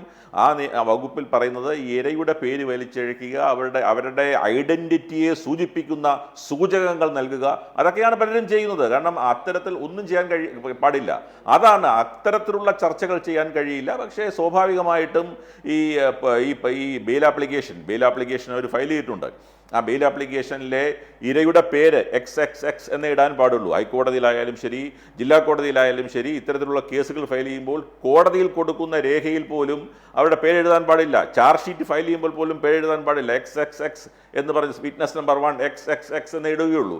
എന്നാൽ ആ ബെയിൽ ആപ്ലിക്കേഷനിലെ കണ്ടൻസ് പബ്ലിക് ഡൊമൈനിലുള്ള കാര്യങ്ങളാണ്. കാരണം അതിപ്പോൾ പുറത്തു വന്നിട്ടുള്ള കാര്യങ്ങളാണ്. അപ്പോൾ അതിൻ്റെ മെറിറ്റിനെ കുറിച്ചല്ല, അതിൽ പറഞ്ഞിരിക്കുന്ന കാര്യങ്ങളെക്കുറിച്ച് പബ്ലിക്കിന് അറിയാനുള്ള അവകാശമുണ്ട്. യാതൊരു സംശയമില്ല അക്കാര്യത്തിൽ. അപ്പോൾ അതിനകത്തൊന്നും നിയമവിരുദ്ധമായിട്ട് യാതൊരു കാര്യങ്ങളുമില്ല. ഇത് ഞാൻ നേരത്തെ സൂചിപ്പിച്ചതുപോലെ ഇതൊരു ഒറ്റപ്പെട്ട സംഭവമല്ല എന്നുള്ളതാണ് ഏറ്റവും പ്രധാനപ്പെട്ട കാര്യം. ഒന്നിനു പുറകെ ഒന്നായി ഈ സംഭവങ്ങളൊക്കെ എത്രയെത്ര സംഭവങ്ങളാണ് ഇപ്പോൾ പുറത്തു വന്നുകൊണ്ടിരിക്കുന്നത്. ഇതിലെ ഏറ്റവും പ്രധാനപ്പെട്ട ഈ ഒഫൻസിൽ തന്നെ ഏറ്റവും പ്രധാനപ്പെട്ട സീരിയസ് ആയിട്ടുള്ള ഒഫൻസ് ഞാൻ കാണുന്നത് ഈ 376-നേക്കാൾ കൂടുതൽ ഈ രണ്ടാമത്തെ ഒഫൻസാണ്. കാരണം ഈ ഗർഭം നശിപ്പിക്കുവാൻ വേണ്ടി ശ്രമിച്ചു എന്നുള്ളത് വളരെ സീരിയസ് ആയിട്ടുള്ള ഒരു ഒഫൻസാണ്. അതിലെ ചില കാര്യങ്ങൾ ചില അഡ്മിഷനും വന്നിട്ടുണ്ട് അതുമായി ബന്ധപ്പെട്ടുകൊണ്ടുള്ള. അപ്പോൾ അതൊക്കെ പോലീസ് തീർച്ചയായിട്ടും പരിശോധിക്കുന്നുണ്ടെന്നാണ് മനസ്സിലാക്കാൻ കഴിഞ്ഞത്. ഈ ശബ്ദശകലങ്ങളൊക്കെ പരിശോധനയ്ക്ക് അയച്ചിരിക്കുന്നു.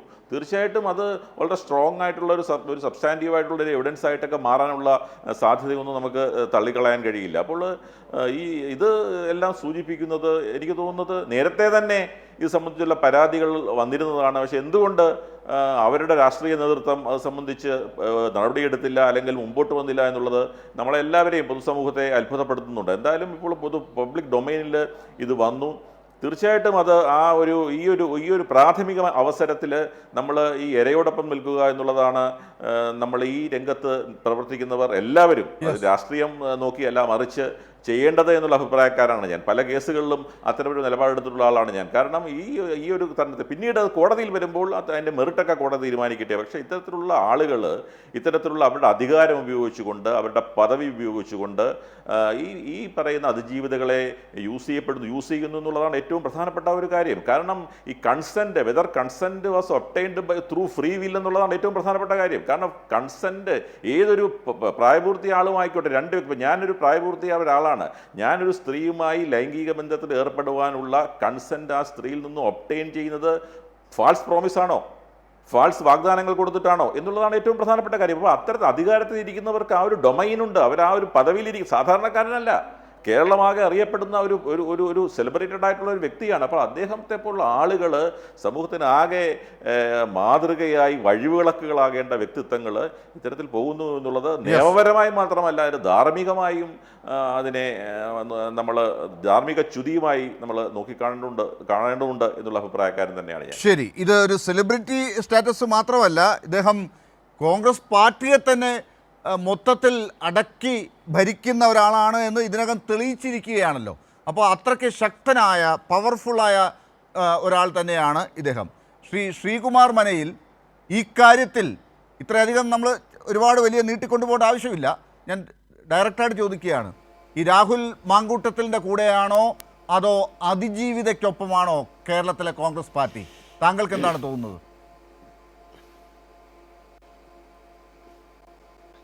അല്ല, കേരളത്തിലെ കോൺഗ്രസ് പാർട്ടി എടുത്ത നിലപാടെന്ന് എനിക്ക് അവരുടെ നേതാക്കളുമായി സംസാരിച്ചപ്പോൾ മനസ്സിലാക്കാൻ കഴിഞ്ഞത്, ഏറെക്കുറെ എല്ലാ നേതാക്കളുമായി സംസാരിച്ചപ്പോൾ മനസ്സിലാക്കാൻ കഴിഞ്ഞത്, രാഹുൽ മാങ്കൂട്ടത്തിൻ്റെ വ്യക്തിപരമായ ആസക്തികൾക്കും അയാളുടെ അഭിലാഷങ്ങൾക്കും അയാളുടെ ക്രിമിനൽ ആക്ടിവിറ്റിക്കൊന്നും കോൺഗ്രസ് പാർട്ടി ഉത്തരവാദി അല്ല എന്നുള്ള സുശക്തമായ നിലപാടാണ് അവർ ഒരു മാധ്യമപ്രവർത്തകൻ എന്നുള്ള നിലയിൽ എന്നോട് പറഞ്ഞത്. അതുകൊണ്ട് എനിക്ക് അതിനെക്കുറിച്ച് അങ്ങനെ പറയാൻ കഴിയും. കാരണം ഉയർന്നു വന്നപ്പോൾ തന്നെ പ്രത്യേകിച്ച് ഒരു സംശയം ചോദിച്ചോട്ടെ. അതായത് ഈ കാര്യത്തിൽ ഈ താങ്കൾക്ക് പോലും ഈ നേതാക്കളുമായി ഓരോരുത്തരോടും ഫോണിൽ സംസാരിച്ചപ്പോഴാണ് അങ്ങനെ ഒരു തോന്നൽ ഉണ്ടായത്. അപ്പോൾ കേരളത്തിലെ എല്ലാ ആളുകൾക്കും ഈ നേതാക്കളുമായി സംസാരിച്ചാൽ മാത്രം അറിയുന്നതാണോ കോൺഗ്രസ് പാർട്ടിയുടെ നിലപാട്? അല്ല, രാഹുൽ മാങ്കൂട്ടത്തിൽ എന്ന് പറഞ്ഞ ആളെ നേരത്തെ തന്നെ പാർട്ടി സസ്പെൻഡ് ചെയ്യും. നമ്മൾ ഈ ഒരു കാര്യം മനസ്സിലാക്കേണ്ടത്, ഈ കോൺഗ്രസ് പാർട്ടി എന്ന് പറയുന്നത് പോലെയല്ല. സസ്പെൻഡ് ചെയ്തു മാറ്റി നിർത്തിയാലും നമ്മളിപ്പോൾ CPM-ൽ ഒരാളെ പുറത്താക്കി കഴിഞ്ഞാൽ പിന്നെ അയാളോട് CPM-കാർക്ക് സംസാരിക്കാൻ പറ്റില്ല. കോൺഗ്രസ്സിൽ അങ്ങനെ ഒരു കീഴ്വഴക്കമൊന്നും പണ്ടേ ഇല്ല. അപ്പോൾ അത് രാഹുൽ മാങ്കൂട്ടത്തിലെ ഈ വിഷയം ഒരു പരാതി ഇല്ലാതിരുന്നപ്പോഴാണ് അയാളെ പാർട്ടിയിൽ നിന്ന് സസ്പെൻഡ് ചെയ്ത് പാർലമെന്ററി പാർട്ടിയിൽ നിന്നും പുറത്താക്കി. അയാൾ പാർട്ടിയുടെ ഭാഗമല്ല, കോൺഗ്രസ് പാർട്ടിയുടെയോ കോൺഗ്രസ് പാർലമെന്ററി പാർട്ടിയുടെയോ ഭാഗമല്ല. അപ്പോൾ പിന്നെ അതിനപ്പുറത്തേക്ക് ഒരു പാർട്ടിക്ക് പ്രത്യേകിച്ച് ഒന്നും ചെയ്യാൻ ഇക്കാര്യത്തിൽ കഴിയില്ല.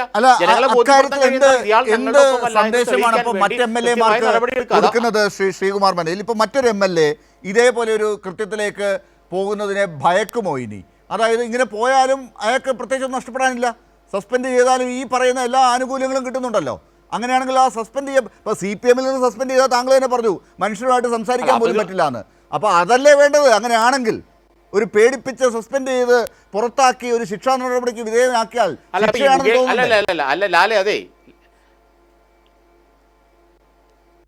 അതെ അത് നിങ്ങളുടെ മുകേഷ് എന്ന് പറഞ്ഞ ആളെ MLA അല്ലേ, അയാൾ നിയമസഭ വാങ്ങിക്കൊണ്ട് പോകുന്നില്ലേ, ശമ്പളം വാങ്ങിക്കുന്നില്ലേ, അത് ആർക്കെങ്കിലും തടയാൻ പറ്റുന്നുണ്ടോ?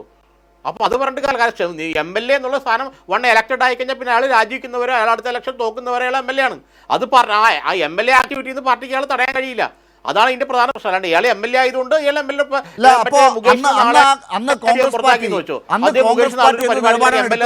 ഈ മുകേഷിന്റെ കാര്യത്തിൽ അല്ലെങ്കിൽ മറ്റു MLA-മാരുടെ കാര്യത്തിലൊക്കെ ഇങ്ങനെ പ്രശ്നങ്ങൾ വന്നപ്പോൾ കോൺഗ്രസ് പാർട്ടി എടുത്ത നിലപാട് എന്തായിരുന്നു? ഈ രാഹുൽ മാങ്കൂട്ടത്തിൽ എടുത്ത നിലപാട് എന്തായിരുന്നു? അന്നത്തെ യൂത്ത് കോൺഗ്രസ്സുകാർ ഇവരുടെ കാറിന് മുൻപൊക്കെ എടുത്ത് ചാടുന്നത് കണ്ടിരുന്നല്ലോ. എന്തായിരുന്നു അവരുടെ ആവശ്യം? അല്ലല്ലത് ഒരു കാര്യം മനസ്സിലാക്കുക, രാഹുൽ മാങ്കൂട്ടത്തിനോട് രാജിവെക്കാൻ പറഞ്ഞ അയാളെ രാജിവെക്കില്ല, കാരണം അയാൾ പാർട്ടിക്ക് പുറത്താണ്.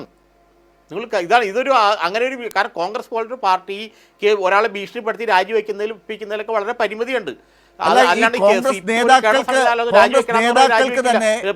നേതാക്കൾക്ക് തന്നെ പരാതികൾ കിട്ടിയിരുന്നു എന്നാണ് ഇപ്പോൾ നേരത്തെ ഇവിടെ എല്ലാവരും ചൂണ്ടിക്കാട്ടിയത്. നമുക്കൊക്കെ അറിയാവുന്ന കാര്യമാണല്ലോ. ഈ പറയുന്ന ഓഡിയോ ക്ലിപ്പ് മാധ്യമങ്ങളിൽ വന്ന ശേഷം എടുത്ത നടപടിയെക്കുറിച്ചല്ല, അതിനും മാസങ്ങൾക്ക് മുമ്പേ പ്രതിപക്ഷ നേതാവിൻ്റെ കയ്യിലും KPCC അധ്യക്ഷൻ്റെ കയ്യിലുമൊക്കെ പരാതികൾ കിട്ടിയിട്ടും അവർ എടുത്ത നടപടിയെക്കുറിച്ചാണ് ഇപ്പോൾ എൻ്റെ ചോദ്യം. കോൺഗ്രസ് പാർട്ടിയാണല്ലോ നമ്മളിപ്പോൾ വിശകലനം ചെയ്യുന്നത്. അല്ല, അന്ന് ഈ ഇത്തരം കാര്യങ്ങൾ ഈ നിരവധി പരാതികൾ രാഹുൽ മാങ്കൂട്ടത്തിനെ കുറിച്ച് വിവിധ പെൺകുട്ടികളും യുവതികളും കോൺഗ്രസ് നേതൃത്വത്തിന് മുന്നിൽ ഉന്നയിച്ചിരുന്നു.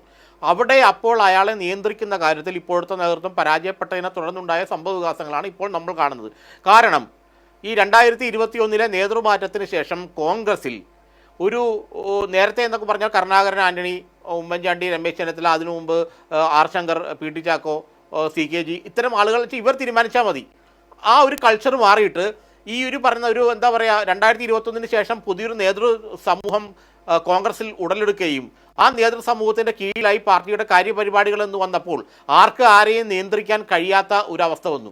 അപ്പോൾ രാഹുൽ മാങ്കൂട്ടത്തിലോടും താൻ ഇങ്ങനെ ചെയ്യരുത്, മഹാപോഗ്രത്തിലാണ്, ഇത്ര പരാതികളെ തന്നെ കുറിച്ച് ഈ കാണിച്ചാൽ താൻ പാർട്ടി ഉണ്ടാവില്ലെന്ന് പറയാൻ കരുത്തുള്ളൊരു നേതാവ് നേതൃത്വത്തിൽ ഇല്ലാതെ പോയി. അല്ലെങ്കിൽ നമ്മൾ ഈ കൊച്ചിയിലൊക്കെ ഞങ്ങളുടെ നാട്ടിൽ പറയുന്ന പോലെ പിടിച്ചതിനേക്കാൾ വലുതാണ് അളയിലുള്ളതെന്ന് പറയുന്ന പോലെ അവരുടെ ബാണ്ടക്കെട്ടുകൾ ഒരുപക്ഷെ രാഹുൽ പേർന്ന ബാണ്ടക്കെട്ടുകളിലേക്കാൾ ശോചനീയമായിരിക്കും. അപ്പോൾ അത് തന്നെയല്ലേ മാധ്യമങ്ങളും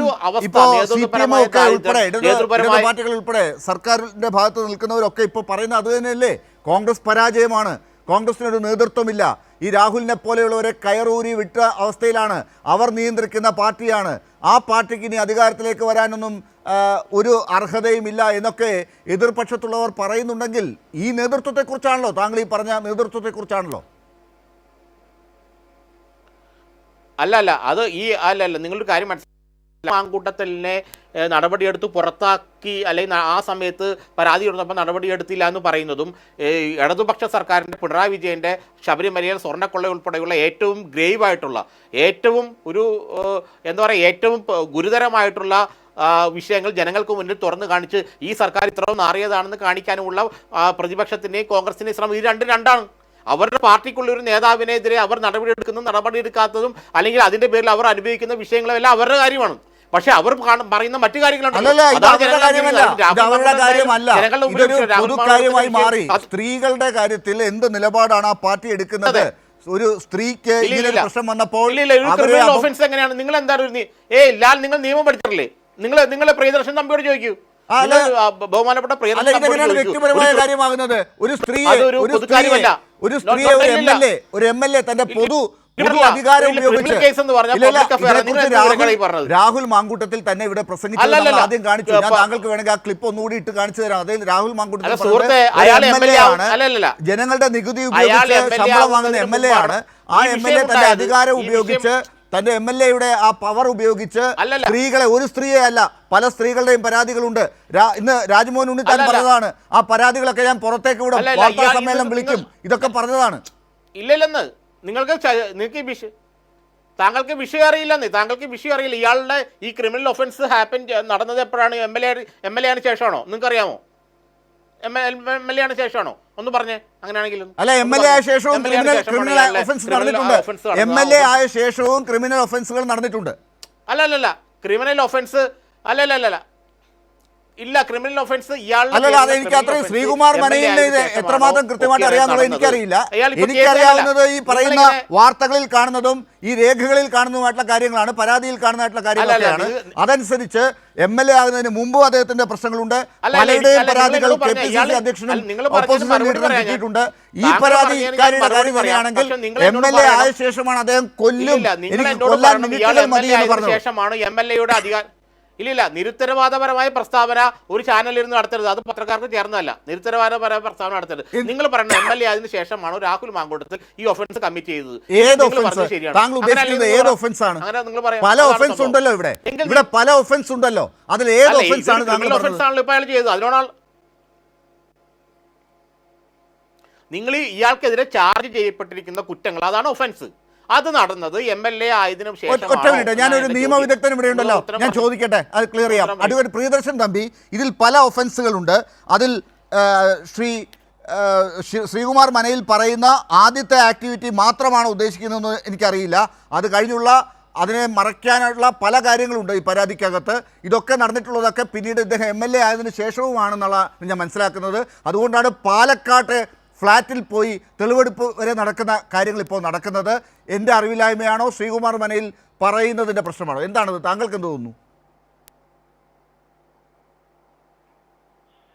എനിക്ക് തോന്നുന്നത് ഈ ഒഫൻസ് കണ്ടിന്യൂയിങ് ഒഫൻസ് തന്നെയാണ്, സംശയമില്ല. കാരണം ഇത് എം എൽ എ ആകുന്നതിന് മുമ്പും ഒഫൻസ് കമ്മിറ്റ് ചെയ്തിട്ടുണ്ട്, അതിന് ശേഷവും ഒഫൻസ് കമ്മിറ്റ് ചെയ്തിട്ടുണ്ട്, അത് കണ്ടിന്യൂ ചെയ്തിട്ടുണ്ടെന്നാണ് നമുക്ക് പുറത്തു വരുന്ന അറിയുന്ന വാർത്തകളിൽ നിന്ന് മനസ്സിലാക്കാൻ കഴിയുന്നത്. അതിൻ്റെ കൂടുതൽ ഡീറ്റെയിൽസ് നമുക്കതിൻ്റെ കേസിൻ്റെ ഫയലുകൾ നോക്കാതെ പറയാൻ കഴിയില്ല. എങ്കിലും ഇത് ഈ പറയുന്നത് പോലെ പോലീസ് പാലക്കാട് പോയിട്ടും അന്വേഷണം നടത്തിയിട്ടുള്ളതായിട്ട് നമ്മൾ മനസ്സിലാക്കാൻ സാധിച്ചു. അതിൽ നിന്ന് മനസ്സിലാക്കുന്നത് ഈ ഒഫൻസ് എം എൽ എ ആയതിനു ശേഷവും ഉണ്ടായിട്ടുണ്ട്, കണ്ടിന്യൂ ചെയ്തിട്ടുണ്ട് എന്നുള്ളത് തന്നെയാണ്. ശരി, അപ്പോൾ ശ്രീകുമാർ മനയിൽ ഇതാണ് നമുക്കൊക്കെ പൊതുവേ ഉള്ള ധാരണ. അതിൽ കൂടുതൽ വിവരങ്ങൾ താങ്കൾക്കുണ്ടെങ്കിൽ പറഞ്ഞോളൂ. അല്ല, ഞാനൊരു കാര്യം പറഞ്ഞോട്ടെ. അല്ല, നിങ്ങൾ ഈ ഒഫൻസ് എന്ന് വെച്ചാൽ ഈ സ്ത്രീയെ അയാൾ ലൈംഗിക പീഡനത്തിന് വിധേയമാക്കുന്ന സമയത്ത് അയാൾ എം എൽ എ ആയിരുന്നില്ല എന്നാണ് നമ്മൾക്ക് മനസ്സിലാക്കാൻ കഴിയുന്നത്. അതുകൊണ്ട് തന്നെ ഇയാൾ പബ്ലിക് അഫയർ ശരിയായിരിക്കാം. ഞാൻ പറഞ്ഞത് അത് മാത്രമല്ല അയാൾ ചെയ്ത തെറ്റ്. ഇത് പബ്ലിക് അഫയറേ അല്ല. Not at all a public affair. അത് നിയമത്തിന്റെ ബാലപാഠം അറിയാമെങ്കിൽ താങ്കൾക്ക് മനസ്സിലാവും ഈ കേസ് ഒരു പബ്ലിക് അഫയർ അല്ല. പക്ഷേ എന്താണ് സംഭവിച്ചത്? രാഹുൽ മാങ്കൂട്ടത്തിനെ പോലെ ഒരു സെക്ഷൽ പ്രൊഡക്ടറെ ഒരിക്കലും കോൺഗ്രസ് പാർട്ടി അതിൽ എൻകറേജ് ചെയ്യാൻ പാടില്ലായിരുന്നു. ഇതൊരു പ്രൈവറ്റ് അഫയർ ആണെങ്കിൽ എന്തിനാണ് കോൺഗ്രസ് പാർട്ടി തടയുന്നത്? അദ്ദേഹത്തിന്റെ പ്രൈവറ്റ് അഫയർ കാര്യം പറഞ്ഞിട്ട് മനസ്സിലായില്ലേ എന്റെ സഹോദര? നിങ്ങൾക്ക് എനിക്ക് മനസ്സിലാവുന്നില്ല. നിങ്ങൾക്ക് കാര്യം പബ്ലിക് അഫയർ അല്ല എന്ന് വെച്ചാൽ ഒരു പാർട്ടിയിൽ നടക്കുന്ന കാര്യങ്ങൾ ആ പാർട്ടിയുടെ പബ്ലിക് ഇപ്പൊ CPM ഒരു നേതാവിനെ ഇത് ശാസിച്ചു പാർട്ടിയിൽ എന്ന് നടക്കുന്ന പറയുന്നത് കാര്യമാണ്. പബ്ലിക് ഇപ്പം സംഭവമല്ല. private അത് affair അല്ല. ഒരു പബ്ലിക് പാർട്ടി ആക്കുമ്പോൾ എന്ന് മാത്രമേ പറയുന്നത് പബ്ലിക് പ്രൈവറ്റ് സംഭവം ഏർപ്പാടല്ല സാർ. താങ്കൾ എന്നെ പോലെ ഒരു മാധ്യമ പ്രവർത്തകൻ തന്നെയാണല്ലോ. അതുകൊണ്ട് ഞാൻ പറയാണ്, താങ്കൾക്ക് ഞാൻ പഠിപ്പിച്ചു തരേണ്ട ആവശ്യമില്ല. പ്രൈവറ്റ് അഫെയർ അല്ല, പാർട്ടി അഫെയർ. അല്ലല്ല, ഒരു കാര്യം മനസ്സിലാക്കുക. Public affair. നിങ്ങളൊരു കാര്യം ഇല്ല ഒരു കാര്യം മനസ്സിലാക്കുക. നിങ്ങൾ കാര്യങ്ങൾ മനസ്സിലാക്കാൻ സംസാരിക്കണ്ട. ആ പാർട്ടിയിൽ പെട്ട ഈ രാഹുൽ മാങ്കൂട്ടത്തിനെതിരെ പരാതി പറഞ്ഞ പെൺകുട്ടികൾ പാർട്ടി നേതാക്കളെ കണ്ടപ്പോൾ നിങ്ങൾക്കിത് റിട്ടേൺ കംപ്ലൈൻ്റ് ആയിട്ട് തരാൻ സാധിക്കുമോ, അതോ വെറും പരാതിയായിട്ട് പറയാൻ പറഞ്ഞപ്പോൾ അവർ ആ റിട്ടേൺ കംപ്ലൈൻറ്റ് കൊടുത്ത് കാണില്ല. അതുകൊണ്ടാണ് പാർട്ടി അതാ ഇപ്പോൾ ഒരു പെണ്ണ് പീഡിപ്പിച്ചു എന്ന് എന്നോടൊരാൾ പറഞ്ഞാൽ ഞാനത് പോലീസ് അറിയിച്ചില്ലെങ്കിൽ ഞാൻ പ്രതിയാണ്. പക്ഷേ എന്നാൽ ഞാൻ ഇപ്പോൾ അവർ എനിക്ക് അങ്ങനെ ഉണ്ടായി, പക്ഷേ എനിക്ക് പരാതി ഒന്നും ഇല്ലാട്ടെന്ന് പറഞ്ഞാൽ ഞാൻ എന്ത് ചെയ്യും? അല്ല, അത് തന്നെയാണ് ഈ കാര്യങ്ങൾ അറിയാമെങ്കിൽ പോലീസിനെ അറിയിക്കണം. പരാതി എഴുതി കൊടുത്താൽ മാത്രമേ പോലീസിനെ അറിയിക്കാൻ പറ്റുന്നുണ്ടോ? എന്നാൽ പിന്നെ ഇവരാരും പറയണ്ടല്ലോ. ഇപ്പൊ നമുക്കൊരു കാര്യം അറിയാമെങ്കിൽ, ഒരു ക്രിമിനൽ ആക്ടിവിറ്റിയെ കുറിച്ച് അറിയാമെങ്കിൽ അത് പരാതി കൊടുത്താൽ മാത്രമേ പറയുള്ളൂ എങ്കിൽ നമ്മൾ പറയേണ്ട ആവശ്യമില്ല സാർ. അത് പരാതി അവിടെ എത്തിയല്ലോ. പരാതി എത്തിയില്ലെങ്കിലും അവിടെ കാര്യങ്ങൾ അറിയിക്കാനാണ് ആ കാര്യത്തെക്കുറിച്ച് നമുക്കൊരു വാർണിംഗ് തരുന്നത്. ജേക്കബ് ജോർജിൽ ഈ ചർച്ച അവസാനിപ്പിക്കാം. അതിനുമുമ്പ് ഞാൻ ഡോക്ടർ PK ഗോപൻ ഇപ്പോൾ ഈ പറഞ്ഞ കാര്യങ്ങളൊക്കെ വെച്ച് നോക്കുമ്പോൾ നമ്മൾ ഈ നേരിട്ട് എവിടെയെങ്കിലും കൊണ്ടുപോയി രാഹുൽ മാങ്കൂട്ടത്തിനെ ആരെങ്കിലും ഒളിപ്പിക്കുന്നു എന്നുള്ളതിനപ്പുറം വാക്കുകൾ കൊണ്ടുപോലും കവചം ഒരുക്കുന്നത് നമ്മൾ പലപ്പോഴും കാണുന്നുണ്ടല്ലോ. കോൺഗ്രസ്സിന് എത്രമാത്രം ഉത്തരവാദിത്തമുണ്ട് രാഹുൽ മാങ്കൂട്ടത്തിൽ ഇപ്പോഴും പുറത്തു വരാത്തതിൽ?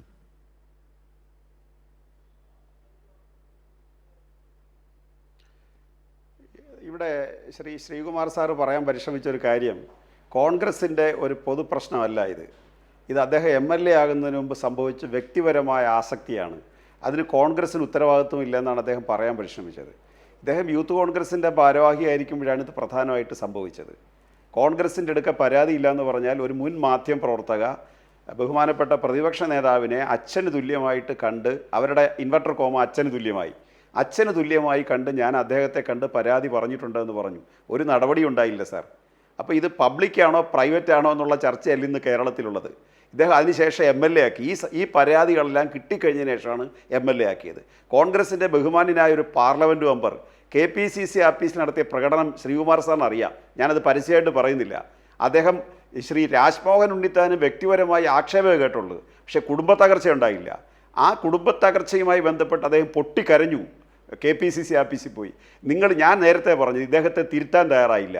അതായത് തമിഴ് തെലുങ്ക് സിനിമകളിൽ കാണിക്കുന്ന സൈക്കോപാത്ത് ഉണ്ട്. ഈ രാഷ്ട്രീയത്തിൻ്റെയും അധികാര കേന്ദ്രത്തിൻ്റെയും മുഴുവൻ പിന്തുണ കൈപ്പറ്റിക്കൊണ്ട് മനുഷ്യരെ ക്രൂരമായി ഇല്ലായ്മ ചെയ്യുന്ന ചില സൈക്കോ കഥാപാത്രങ്ങളെ അനുസ്മരിപ്പിക്കുന്നതാണ്. എനിക്ക് തോന്നുന്നു ഇന്ന് കേരളത്തിൽ നന്നായിട്ട് കൈകാര്യം ചെയ്യുന്ന ഫഹദ് ഫാസിലാണ്. ഫഹദ് ഫാസിലിനെ മാറ്റി നിർത്തിക്കൊണ്ട് ഇദ്ദേഹത്തെ സിനിമയിലേക്ക് കൊടുത്താൽ ഇത്തരം സൈക്കോപാത്ത് കഥാപാത്രങ്ങളെ കൈകാര്യം ചെയ്യാൻ പറ്റുമെന്നുള്ളത് കോൺഗ്രസ് പരിശോധിക്കേണ്ട ഒരു കാര്യമാണ്. പിന്നെ അദ്ദേഹം പറഞ്ഞത് ഈ പലരുടെയും ഭാണ്ഡക്കെട്ടുകളെക്കുറിച്ച് പറഞ്ഞു. ഞാൻ ആ വരികൾക്കിടയിൽ അങ്ങ് പറഞ്ഞത് ശ്രദ്ധിച്ചു. അതുതന്നെയാണ് ശ്രീ രാഹുൽ ഭീഷണിപ്പെടുത്തിയത്.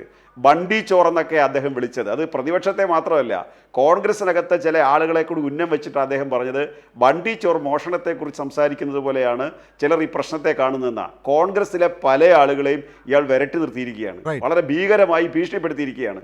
അതുകൊണ്ടാണ് പലർക്കും ഇതിൻ്റെ പിറകിലേക്ക് എടുത്ത് ചാടാൻ പറ്റാത്തത്. മറ്റൊന്ന്, വലിയ പണം ഉപയോഗിച്ച് സൈബർ പോരാളികളെ നിലനിർത്തി കോൺഗ്രസിൻ്റെ ആരെ വേണമെങ്കിലും ആക്ഷേപിക്കുകയും ആക്രമിക്കുകയും ചെയ്യും.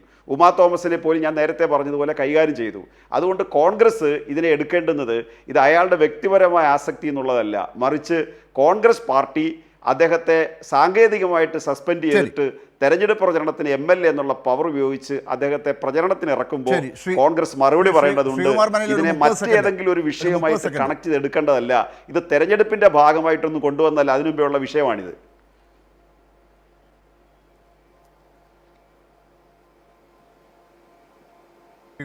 കേൾക്കുന്നില്ല തോന്നുന്നു. ശ്രീ ജേക്കബ് ജോർജ്, നോക്കുക, കോൺഗ്രസ് പാർട്ടി ഇപ്പോഴും തെറ്റുതിരുത്തിയല്ല മുന്നോട്ട് പോകുന്നത്. കേൾക്കുന്നുണ്ട്. താങ്കൾക്കൊരു 30 സെക്കൻഡാണ് ഇതിന് മറുപടി ഉണ്ടെങ്കിൽ.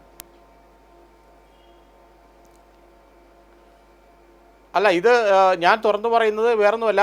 ഈ രാഹുൽ മാങ്കൂട്ടത്തിലിൻ്റെ അപഭ്രംശത്തിന് കോൺഗ്രസ് പാർട്ടി ഉത്തരവാദിയാകില്ല, കാരണം അദ്ദേഹത്തെ പാർട്ടിയിൽ നിന്ന് മാറ്റിക്കഴിഞ്ഞു. രണ്ടാമത് ഇത് ഈ സമയത്തൊരു CPM ഏതായാലും തെരഞ്ഞെടുപ്പുകൾ ജയിക്കാനാണല്ലോ നിൽക്കുന്നത്, തദ്ദേശ തെരഞ്ഞെടുപ്പും നിയമസഭാ തെരഞ്ഞെടുപ്പും. അപ്പോൾ CPM ഒരു ഉയർത്തിക്കൊണ്ടുപോകുന്നതാണ് ഈ വിഷയമൊന്നും ഞാൻ പറയില്ല, അവരുടെ ഒരു ട്രാപ്പാണെന്ന് ഞാൻ പറയില്ല. പക്ഷേ ഈ സമയം കൃത്യസമയത്ത് ഈ കേസ് ഉപയോഗിക്കാൻ CPM നേതൃത്വത്തിന് സർക്കാരിന് കഴിഞ്ഞു. അത് കോൺഗ്രസിന് യാഥാർത്ഥ്യമാണെന്ന് മാത്രമേ ഞാൻ ജേക്കബ് ജോർജ് താങ്കൾ അവസാനിപ്പിക്കുകയാണ്. മറ്റു അതിഥികൾ എന്നോട് ക്ഷമിക്കുമെന്ന് എനിക്കറിയാം.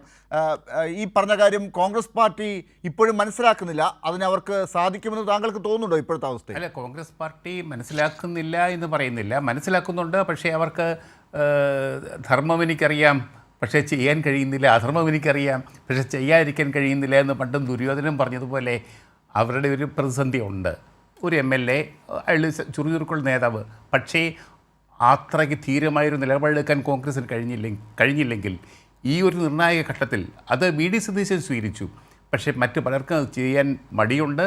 ഇപ്പോൾ പല നേതാക്കന്മാരും മുന്നോട്ട് വന്നിട്ടുണ്ട്. എങ്കിൽ പോലും ആത്യന്തിക്കപ്പെട്ട കോൺഗ്രസ് നേതൃത്വത്തിൻ്റെ പിന്നീട് പെൺകുട്ടി പരാതി കൊടുത്തില്ല എന്നൊക്കെ പറയുന്നത് നമ്മുടെ കേരളത്തിലാണ്. ഒരു പെൺകുട്ടി എങ്ങനെ പരാതി കൊടുക്കും? അവളുടെ അച്ഛനെ അമ്മ എങ്ങനെ നേരിടും? സഹോദരങ്ങളെ എങ്ങനെ നേരിടും? സഹോദരിമാരെ എങ്ങനെ നേരിടും? വീട്ടിൽ ഇവിടെ എനിക്ക് നേരിട്ടറിയത്തില്ല ഒരു പെൺകുട്ടിയുണ്ട്, ഇത്രയും ഭീകരമായ പീഡനം ഒക്കെ നടന്നിട്ട് ആ കുട്ടി വീട്ടിൽ പറഞ്ഞിട്ടില്ല. അവളുടെ അച്ഛനും അമ്മയ്ക്കും ഈ ഞങ്ങളുടെ മകളാണ് ഈ പ്രതിസന്ധിയിൽ എന്നവർക്കറിയത്തില്ല. കാരണം ആ കുട്ടി നഗരത്തിൽ താമസിക്കുകയാണ്. ആ സ്ഥാപനം ആ കുട്ടിക്ക് വേണ്ടി എല്ലാ സംരക്ഷണവും ഒരുക്കുന്നുണ്ട്. ആശുപത്രി ചെലവുൾപ്പെടെ, ഈ ബാംഗ്ലൂരിലൊക്കെ പോയ ചിലവുണ്ടല്ലോ, അതുൾപ്പെടെ ആ സ്ഥാപനമാണ് വഹിക്കുന്നത്. ഇഷ്ടംപോലെ അവധി വരെ കൊടുത്തിട്ടുണ്ട്. അത്രയ്ക്കാണ് ആ സ്ഥാപനം ആ കുട്ടിയെ കരുതലോടെ കൊണ്ടു നടക്കുന്നത്. പക്ഷേ നമുക്ക് ആർക്കും അതറിയത്തില്ല. ഇതൊക്കെ പുറത്ത് വരാൻ പോകുന്നതേ ഉള്ളൂ. തീർച്ചയായിട്ടും ഭീകരമായ കുറേ കാര്യങ്ങൾ ഇനിയും കേൾക്കാനുണ്ട് കേരളം എന്നാണ് എനിക്ക് പറയാനുള്ളത്. തീർച്ചയായിട്ടും അത് കേൾക്കേണ്ടി വരുമല്ലോ എന്ന് മാത്രമാണ് നമുക്കിപ്പോൾ ചിന്തിക്കേണ്ടി വരുന്നത്. നമ്മുടെ അമ്മമാരാണ്, നമ്മുടെ അമ്മയാണ് ഒരുപക്ഷെ, അല്ലെങ്കിൽ മകളാണ്, സഹോദരിയാണ്, നമ്മുടെ ആരെങ്കിലുമൊക്കെ തന്നെയാണ്.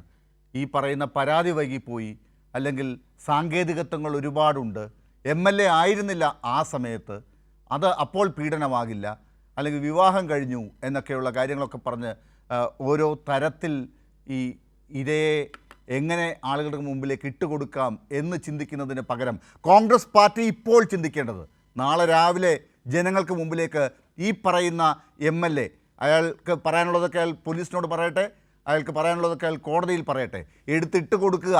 ഇതാ ഞങ്ങളുടെ MLA അല്ല, ഈ നാട്ടിൽ പോലീസിൻ്റെ മുമ്പിലേക്ക് നിയമ സംവിധാനം, സ്ത്രീകൾക്ക് വേണ്ടി നിൽക്കുന്ന ഞങ്ങളുടെ സംവിധാനം, ഞങ്ങളുടെ പാർട്ടി, ഞങ്ങളുടെ സംഘടന, ഞങ്ങളിതാ അത് ഉറപ്പിച്ച് പറഞ്ഞുകൊണ്ട് ഇതാ ഇയാളെ ഞങ്ങൾ സംരക്ഷിക്കുന്നില്ല, ഇട്ടുതരുന്നു പോലീസിന് ജനങ്ങൾക്ക് എന്ന് പറഞ്ഞ് ഇട്ട് കൊടുക്കുക. അതാണ് കോൺഗ്രസ് പാർട്ടി ഇപ്പോൾ ചെയ്യേണ്ടത്. അതിന് പറ്റുന്നില്ലെങ്കിൽ പിന്നെ ഞങ്ങൾ അധികാരത്തിൽ വന്നാൽ ഇതൊക്കെ ചെയ്യുമെന്ന് പറഞ്ഞുകൊണ്ടിരുന്നിട്ട് കാര്യമില്ല. വളരെ നന്ദി ഇന്നത്തെ ചർച്ചയിൽ ചേർന്നതിന് doctor PK Gopan, professor AG George, Jacob George, Sreekumar Manayil, advocate Priyadarshan Thampi. News and views അവസാനിക്കുന്നു.